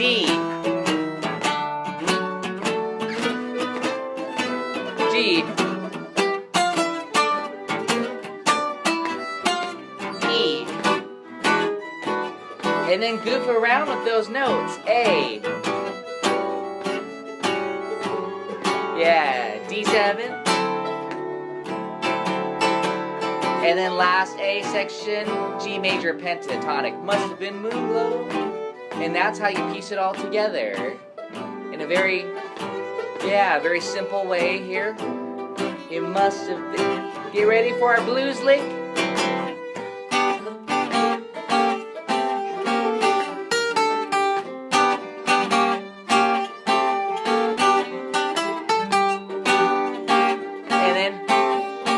Major 7. Very pretty if you want that major 7. Yay. This is going to be mostly for guitar players right now. So let's talk about chord shapes. I'm going to go through this rather quickly, but you'll get the shapes of it. So we have these are what I call to guitar players grip shapes. C major 7 for the first chord. And I'm playing it right here on the 5th string root. We're a little bit out of tune there. It must have been Moonglow to an F9. It says F7 on the paper. It says F7 sharp 11, but for now, I'm not going to worry about the sharp 11. Do you know why? It's in the melody. So you don't need to necessarily reinforce it. It might be overkill, but if the singer wasn't hitting it, then I'd probably play it so that they can hit that note, the sharp 11. So it sounds like this. It must have been Moonglow. And then a G6 here on the 6th string root. Way up in the blue. And it says A7. I like A13. A13 is a little bit more subdued, a little bit more colorful than just a plain old A7, like that. So far we got C major 7, F9, G6, A13, and then A minor 7. It must have been Moonglow. It says D7 on the paper. I like D9. But I also like D13 again. Okay? So does everybody have the 13th chords? I had said that twice now. I'm going to play A13 like this. If you guys are wondering, wait, what's a 13? The 13 is a fancy way of just saying add the 6 on to a dominant. Remember, the 6 is always how far from the 5th? Whole step. Whole step above the 5th. So here's a 5th of A. I'm going to go like this.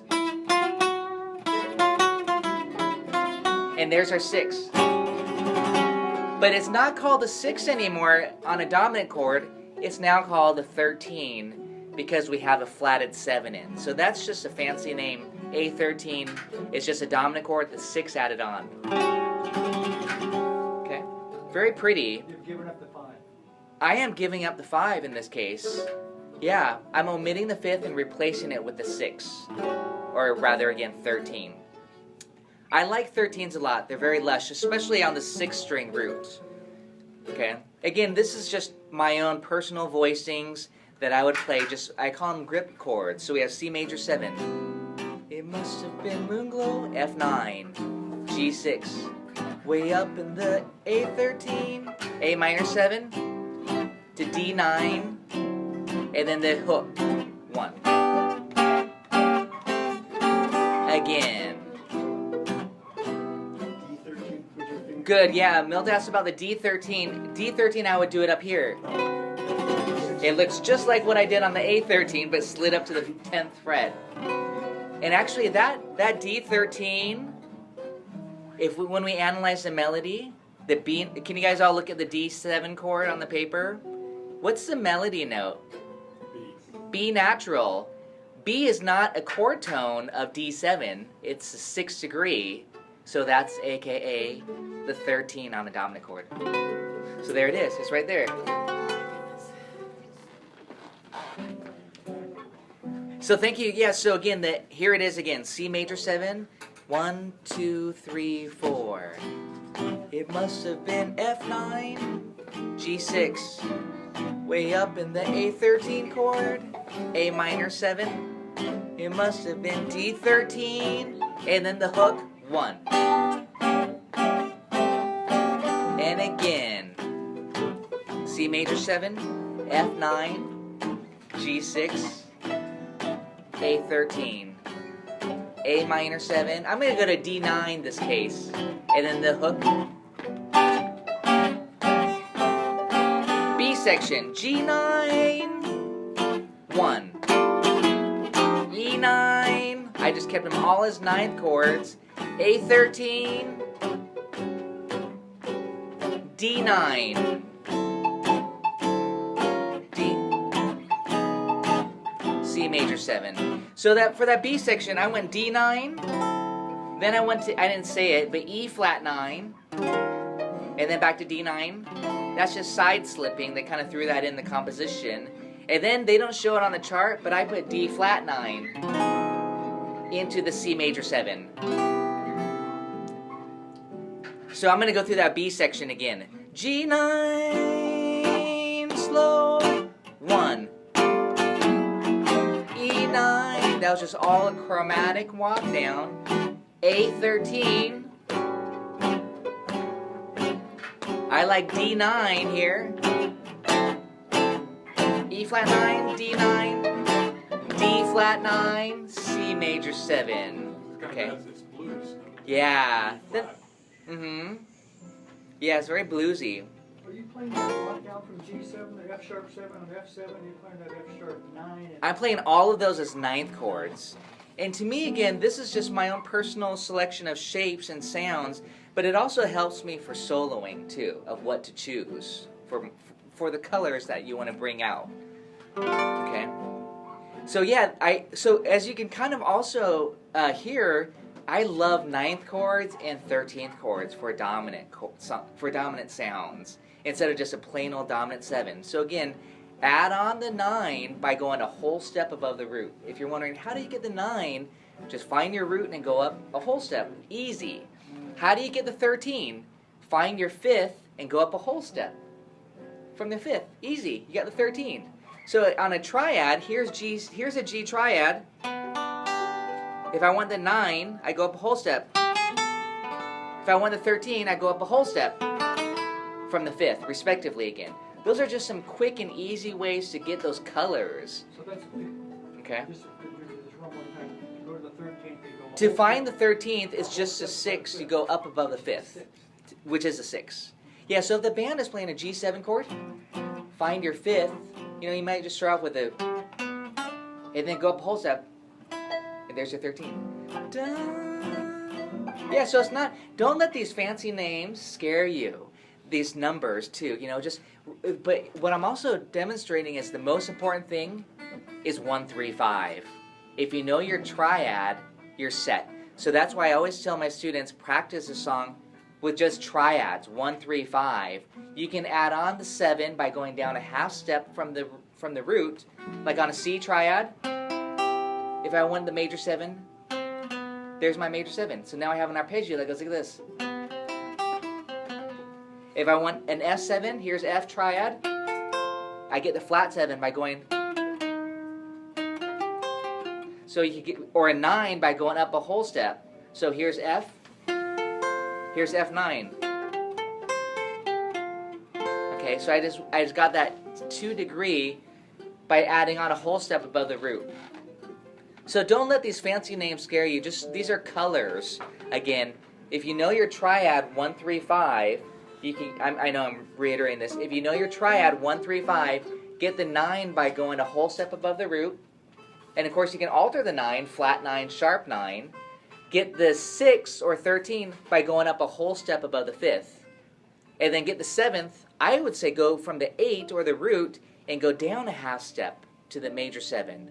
Or down a whole step to get the flatted 7. Does that make sense? I promise to talk more about these formulas. So these little triads, the 9th and the 11th and the 13th, they're all have implied, or all imply dominant chords. They have a flatted 7th, but when you're playing the triads, you're not playing the... Exactly, yeah. This is just a major triad. I am referring mainly to dominant chords right now, but I demonstrated just like, can everybody play a C major triad? I want to demonstrate. I want you to try this out. Good. Add on the 6th degree. And again, good. Thank you. If you're wondering, wait, what is a 6? Find your 5th degree and go up a whole step. Okay, so believe it or not, you're playing a 13. I could be playing C13. You could go. You found your 13. Okay, so again, I want you to be able to find these notes. If I said, okay, play that C triad again, but find the 9 now. Leslie already did it, but find the 9. Take your root and go up a whole step. Okay, I'm just trying to show you where these color notes are in relationship to your triad. We got to get the flat 7. Take your root. Do, do, do. Walk it down a whole step. And now you have the flat 7. See how quickly you got all those color tones? The 4, let's not even worry about the 4. We don't want the 4. So let's just leave it at that for now. But that's like, those are the color notes. The 9 and the flat 7 and a dominant chord. This 13, okay? Good exercise. Again, but I hope you know your triads for any given chord. That's, to me, very important. What we're doing is we're looking at that Moonglow riff, the riff, where it says G. Does it say G6 or just G? G6 is what it says. Okay, it says G6, but I'm just going to say G. And then it says E flat 7. Then it says A minor 7. Then it says E flat. And it's supposed to just like, I'm just showing it to you as a riff. We're just going to loop that basically, that E flat 7. But really what's important is that you guys see this little triad thing that we were doing. We were going B, D, G. And then, Bonnie, this is where I was saying, like, lower these two notes a half a step chromatically, and then the G stays the same. See, the G just stays the same all the way through. That's the pedal tone. And then these notes move down another half a step chromatically. It's very bluesy. So now you have A and C, and then it just moves back up a half step. D flat, and B flat. So that's kind of the theory of it. But what's important is that you could think G diminished here. That's what I was recommending. So you go G major triad, G diminished, and then this kind of partial A minor 7, which is just A, C, and G. Wow. But you're ending on the G major. You're ending on the G major triad. Correct. Yeah. It would go back and end on the G triad. Is that still 4 beats? 1, 2, and 3, and 4, and then Yes, 1. And then it ends on that, the and. Here it is with the little note, the top note, 1. 1.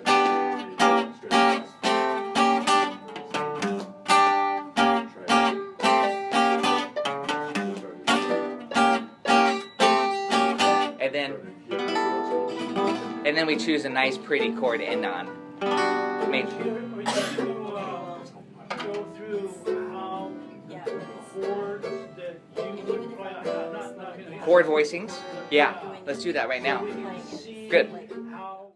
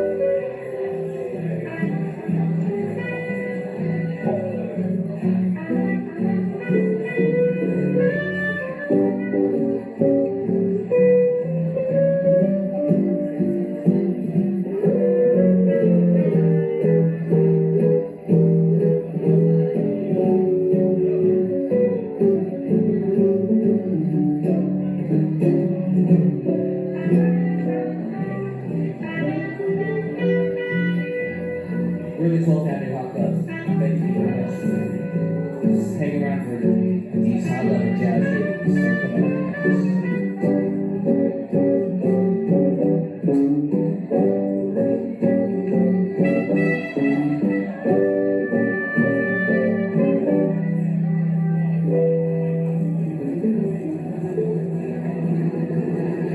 Thank you. Have a good night.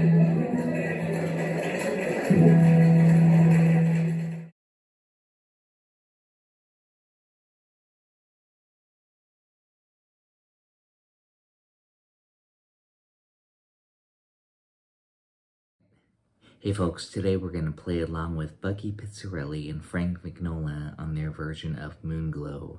Let's check it out. Moonglow.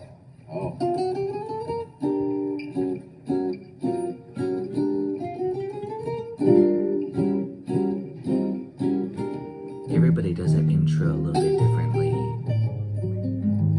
Bucky put that A flat chord. We're in the key of B flat, by the way. 2 dominant, minor 2, 5. He's got the 7th string. A little riff. I'll show you guys that in a second. And then 4,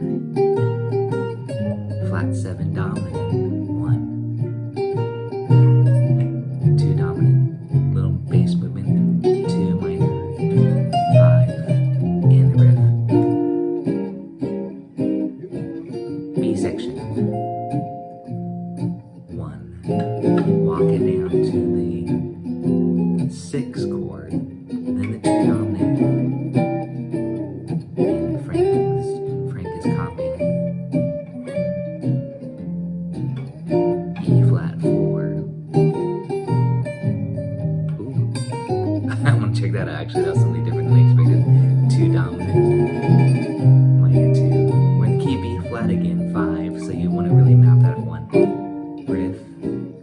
Let's just comp 4. That's E flat major. Ooh.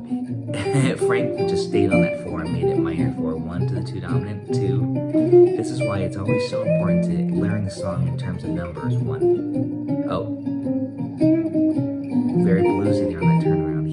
They didn't do the riff there. They just kind of played through those changes. It's good just to kind of listen and really bluesy. And say the changes. 2, 5, and then the 1. See those little blues licks? Here comes the 1 dominant. Walk it down. And that's now Frank soloing. Ooh, nice. You'll hear all the side slipping and Bucky's playing. 4. And then the melody out. It's a nice, sweet version, short version. I'm going to talk about a few things here. And the riff. 1.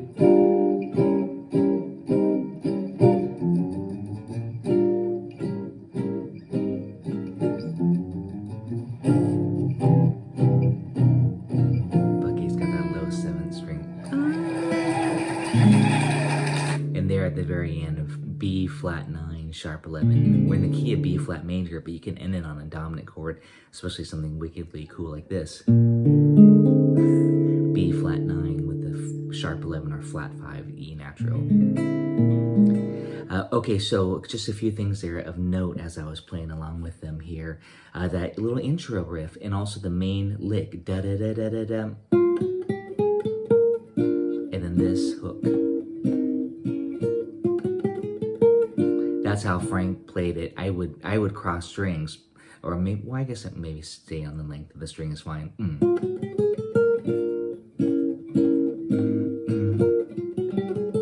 And the timing of it, let's see, is 2, 3, oh, let 4, oh, let 1. So it's on the 2nd triplet. If I get too technical here, let me know. Too technical, that is. It's 1, 2, 3, oh, let 4, oh, let 1. So it's on the 2nd triplet of 3. 1, 2, 3. And it lands right on 1. So that's why it's so weak. By the way, let me show you this. B flat triad, B flat diminish, and then slide it down here. That's a C minor 7, back to B flat diminished, and then back to B flat there. So that riff is 1, 2, 3.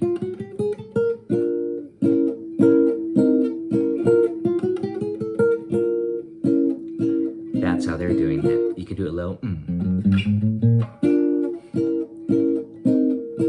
So again, I suggest, learning that everywhere. Kind of like this ending, like 1.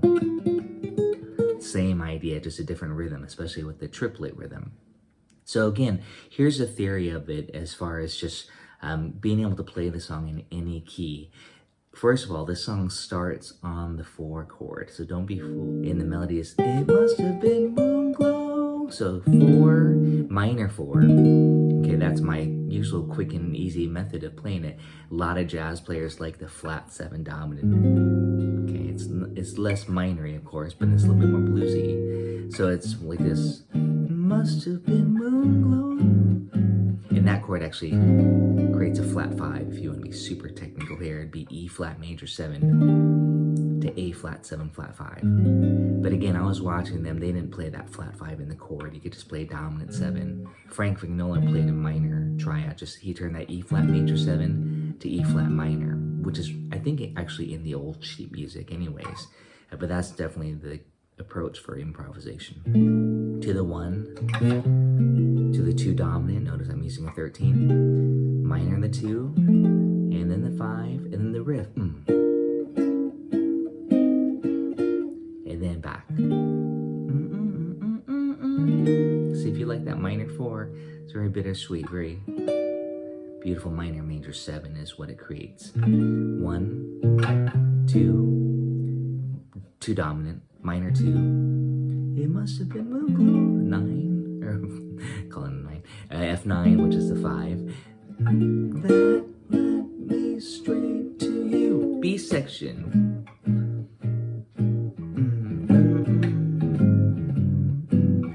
So that 1 chord, we're in the key of B flat for this version, turn it to dominant, and then walk it down to the 6 dominant. You can add some side slipping. See, that's nice. Get some bass. And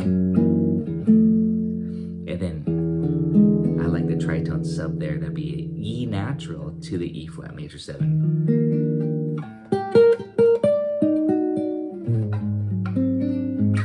1, 2 dominant, minor 2, 5.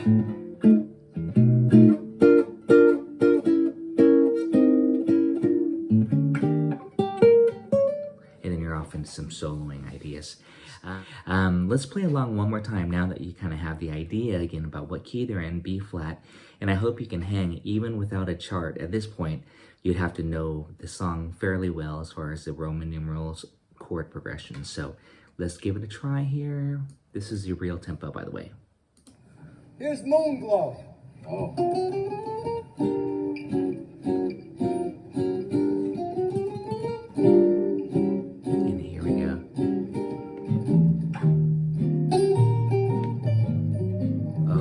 I like that too. That's what Bucky did.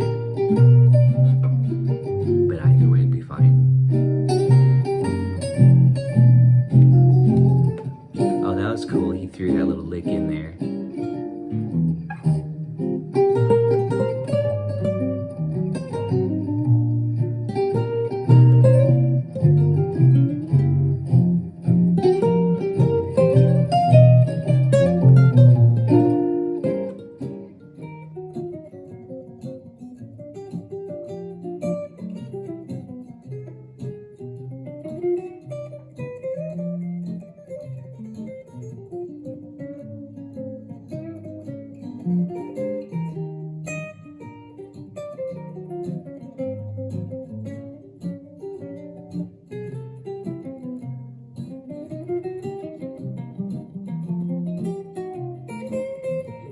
The blues licks there.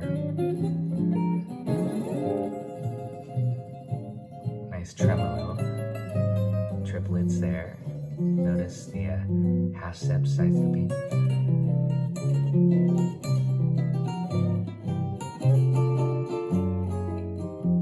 And the melody out here. Notice the communication. Frank telling Bucky he can play the melody out if he wants. Nice 13 sharp 11.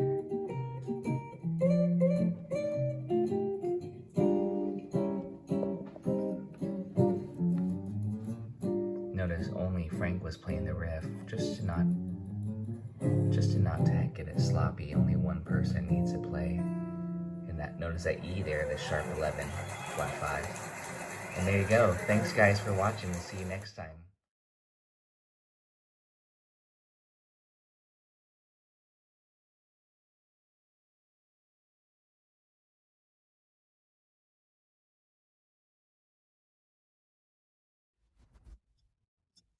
Alright, let's go to the B section for Moonglow. I'm going to go just one notch beyond the face value. You know, you see G7, bum, bum, bum, E7 or E9, and then A7, I'm playing 13s often, and then D7. tritones up, back to the last A. So when I see that G9 on the chart or G7, I'm often converting. I said this before, but I'll say it again. D minor, 6. And now I'm just running some phrases off the D minor, Dorian, D minor 6. Then on the E7, B minor. See the shape here? It's E9. Yeah. Play this is bass. Now you got B minor 6. So you can run B Dorian. I'm going to play melodic minor sometimes. Like there. That's E9. So I convert the, this is called the minor conversion again. You see a dominant, but you're thinking minor. And it's really easy for guitar players if you could do this. 9, and then the minor 6, you see right there. It's not as obvious here though. Here's A13, but I'm on the 5th degree and I played this. That's the E minor 6-9. So, if here's A13 chord, if you put the A and put the 5th in the bass instead, you get this chord. And that's now an E minor 6-9. And here's the E minor 6 arpeggio. Here's E minor Dorian mode. Here's E melodic minor. A little bit more outside. Some beboppy licks. So again.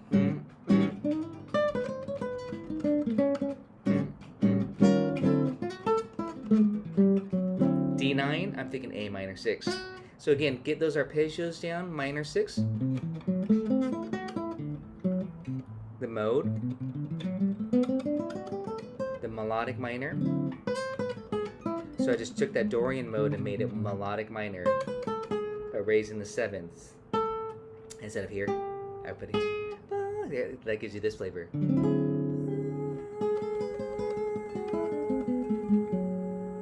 So again, that's my little strategy for that. Another simple strategy, if you're like, Tracy, that's too outside. I just want to be bluesy. Think G7.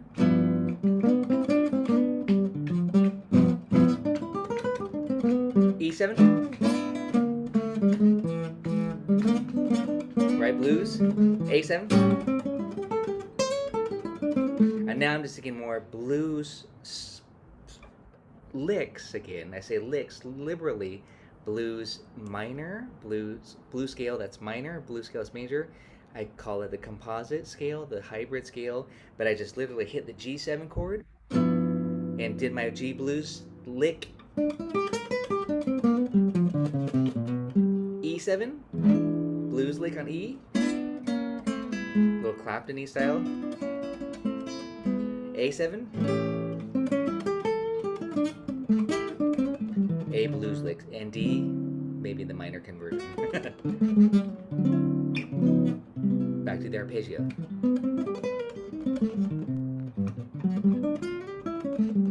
I like to go up one, down the next one.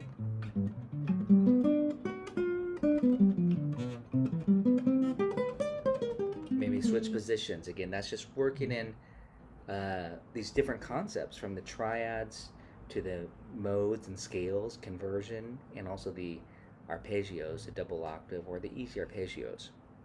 And there you go. Those are all my strategies that I'd like to use. For Moonglow. All right, we're here with Jerry, and we are going over Moonglow, one of my very, very favorite songs, period. I always play this. Okay, not always, but I love playing this song. So we already went over the chords. We know the basic chords. We know the riff, the intro riff. But now we're talking about... Oh, we also went over the triad study, number 1, which is very important for soloing, just to get the triad method. But now I'm going to go through this with Jerry, you know, the 7th arpeggios. So you see C major 7? You got to be able to do the arpeggios. And when I say you got to, with this approach, I'm not saying it's the only method, but this is going beyond the triad method. So here is C major 7. If this is new for you, then there you go. Must have been Moonglow. And then we're going to go to the next chord. This, by the way, I'm just using this as a template, so I better erase all this so you don't think this is a song. This is night. I just grabbed my night and day just to be quick about notating this. And then it goes to C minor 6. So look at this. I love copying. I'm making an etude right here. This is Arpeggio Study number 1 for Moonglow. I gotta be careful what song I say. So on the chart, it actually says F9. I do this. It must have been Moonglow. I like the dominant 4 there. But some charts will actually say C minor 6. And Jerry, that's I think what you said you prefer. So I'm gonna play C minor 6. And that's the strategy. So you play the major 7 chord, then you minor it for soloing. And this is great arpeggio study right here. So if you don't know your minor 6 arpeggio, it's kind of a big stretch there. Be careful when you get that. This is 2 octaves almost. And then it's going to go to G major 7 here. Again, the chord might be F7, but that's the minor conversion concept. And then we go to the G major 7, and yeah, we got to practice those arpeggios 2 octaves. Okay, so that's this is just an exercise. So we're just going do do do, oops, do do do do do do. Try to always sing those arpeggios so you hear it. And then the next chord is A7. And we could do a strategy. We could diminish this is the 1 chord, by the way. This song's really interesting. It starts on the 4 chord. So essentially it goes 4, minor 4, 1. And then the 2 dominant. And then the 2, I better show you these chords. This is, again, I just kind of did some copying and pasting. And then the 1, and then G7 here. I'm going to take out the riff, this. So the basic chords are C major 7, F7 or F9, which we're playing C minor 6, G major 7, A7, that's 2 dominant, minor it, D7, we could diminish it as I'm going to show you in a second, and then G major, and G7. It's also very similar to After You've Gone, Left Me Crying, very similar, After You've Gone, except it does this. There's no denying. So again, you're going to see a lot of common movements. 4, minor 4, 1, 2 dominant, 2. So anyways, let's go on. Let's get this A7 arpeggio. So this is starting on the 6-string root. And I'm just stopping right there on the 7th. I said this yesterday in a live stream that I did on the arpeggios. I said I like to stop on the 7th degree often. It sounds very musical. Oops, I switched keys here on us. Sorry. I went to G.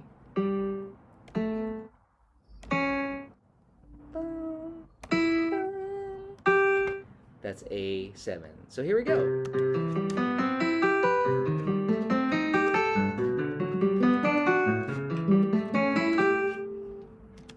Did you get it?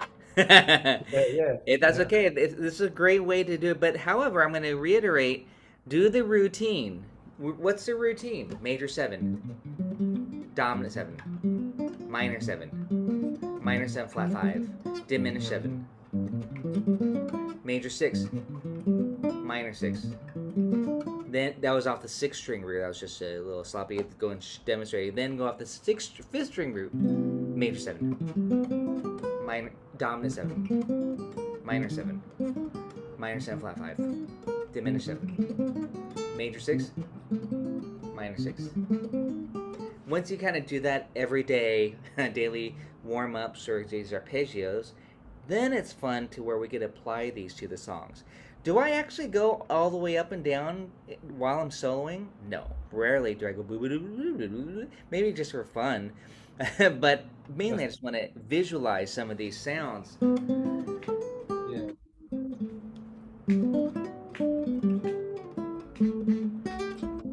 Diminish. Then.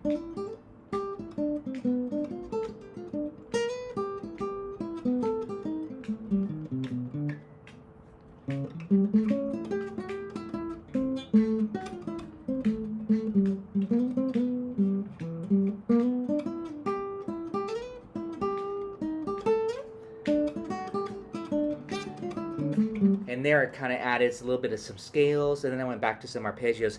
So it really forces me, even though I have this framework of what we're writing out, I have it in my head of where I'm at, and then I could, at any point, toss in some of those little beep-a-da-beep, but those little arpeggios, like there, I went like this.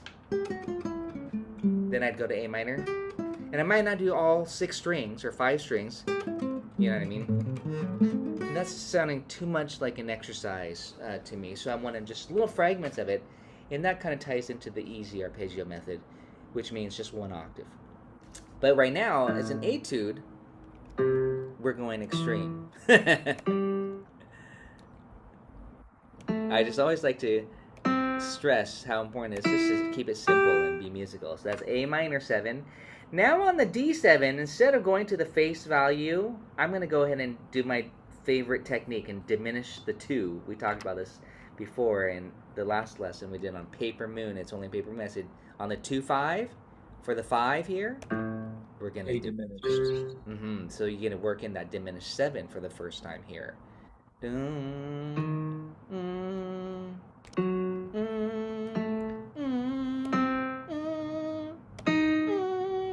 Try to again before you play it. Of course, I'm typing it in. Try to sing it so you start to hear the difference from the major 7, the dominant 7. Hear all these different colors. That's really important.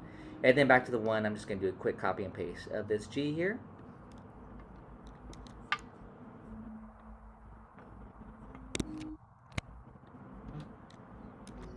And G major, and then the turnaround chord. Oftentimes the band's doing the riff.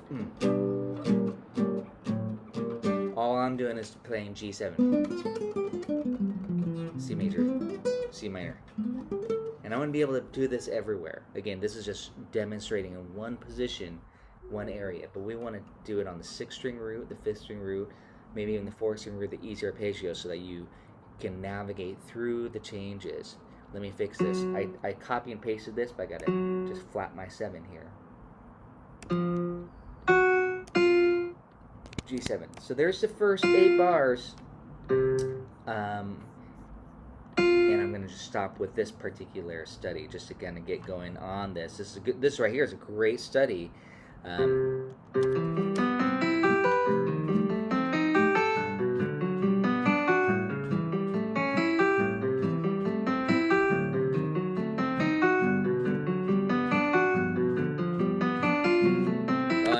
No, this is night and day. I've got to erase all that stuff. But again, I could finish this later on my own. That's just the first A section. That's just the first A. But realistically, if I were to go further with this, I might now go way over here.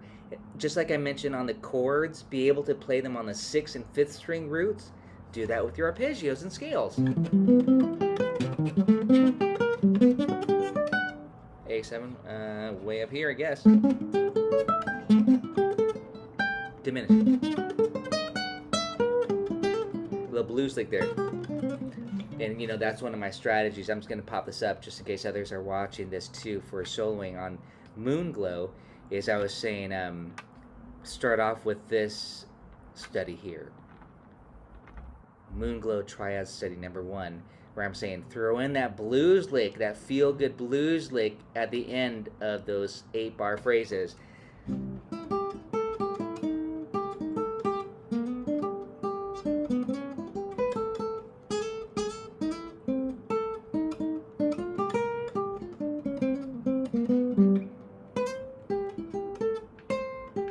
Next shape.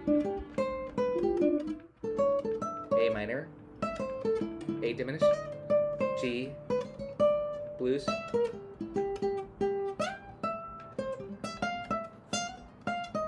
and this says B section here, but I went on. I'm jamming on the A section for practice, and I was just demonstrating this simple. We already talked about this before I started the video. The simple triad method, and I love that simple triad method. You know, on just visualizing.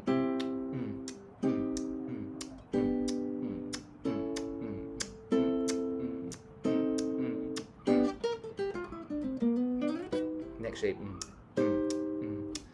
Might as well just finish it. Did minor, diminish.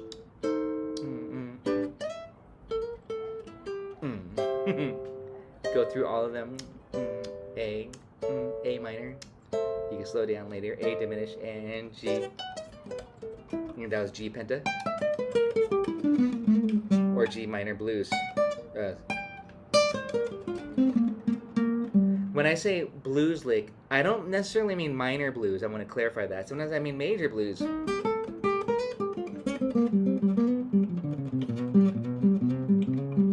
It could be really slippery, the blues. You go, That's all bluesy stuff to me. It's not being strict with just this. That's only the blues scale. So when I say blues lick, I'm often referring, and I play personally, the hybrid scale, or the, what else do I call that? I have a fancy name, not hybrid, composite scale. It's kind of the minor with the major.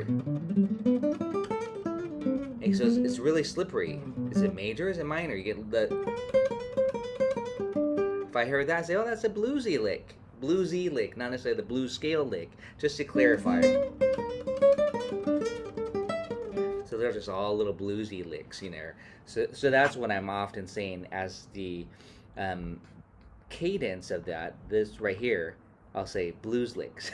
Blues licks. Yeah, yeah. So I say that loosely, blues. I say blues, but that could be major blues or the minor blues. So just to clarify. So again, those are the arpeggios. I don't know where my pick is, but again, the practice would be.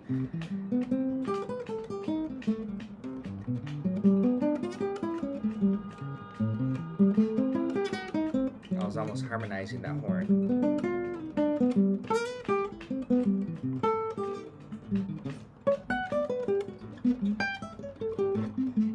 Rarely do I just play that. I have some tricks and strategies for when I see A7, I'm often thinking E minor 6. But I don't want to go into that right now because that's a sub. But I did kind of already talk about that. When you have the F9, you play C minor 6. When I see A7 on the paper, I often program myself to go to off the 5th degree and play minor. That's the minor conversion. So the band's playing this, A7 or A13. I'm doing this. I'm going right to the E minor. And that gives you that kind of more inside. It's not diminished. It's not the flat 9. It gives you the natural 9. So anyways, those are the little quick strategies there for practicing. Right. Finish up that etude too.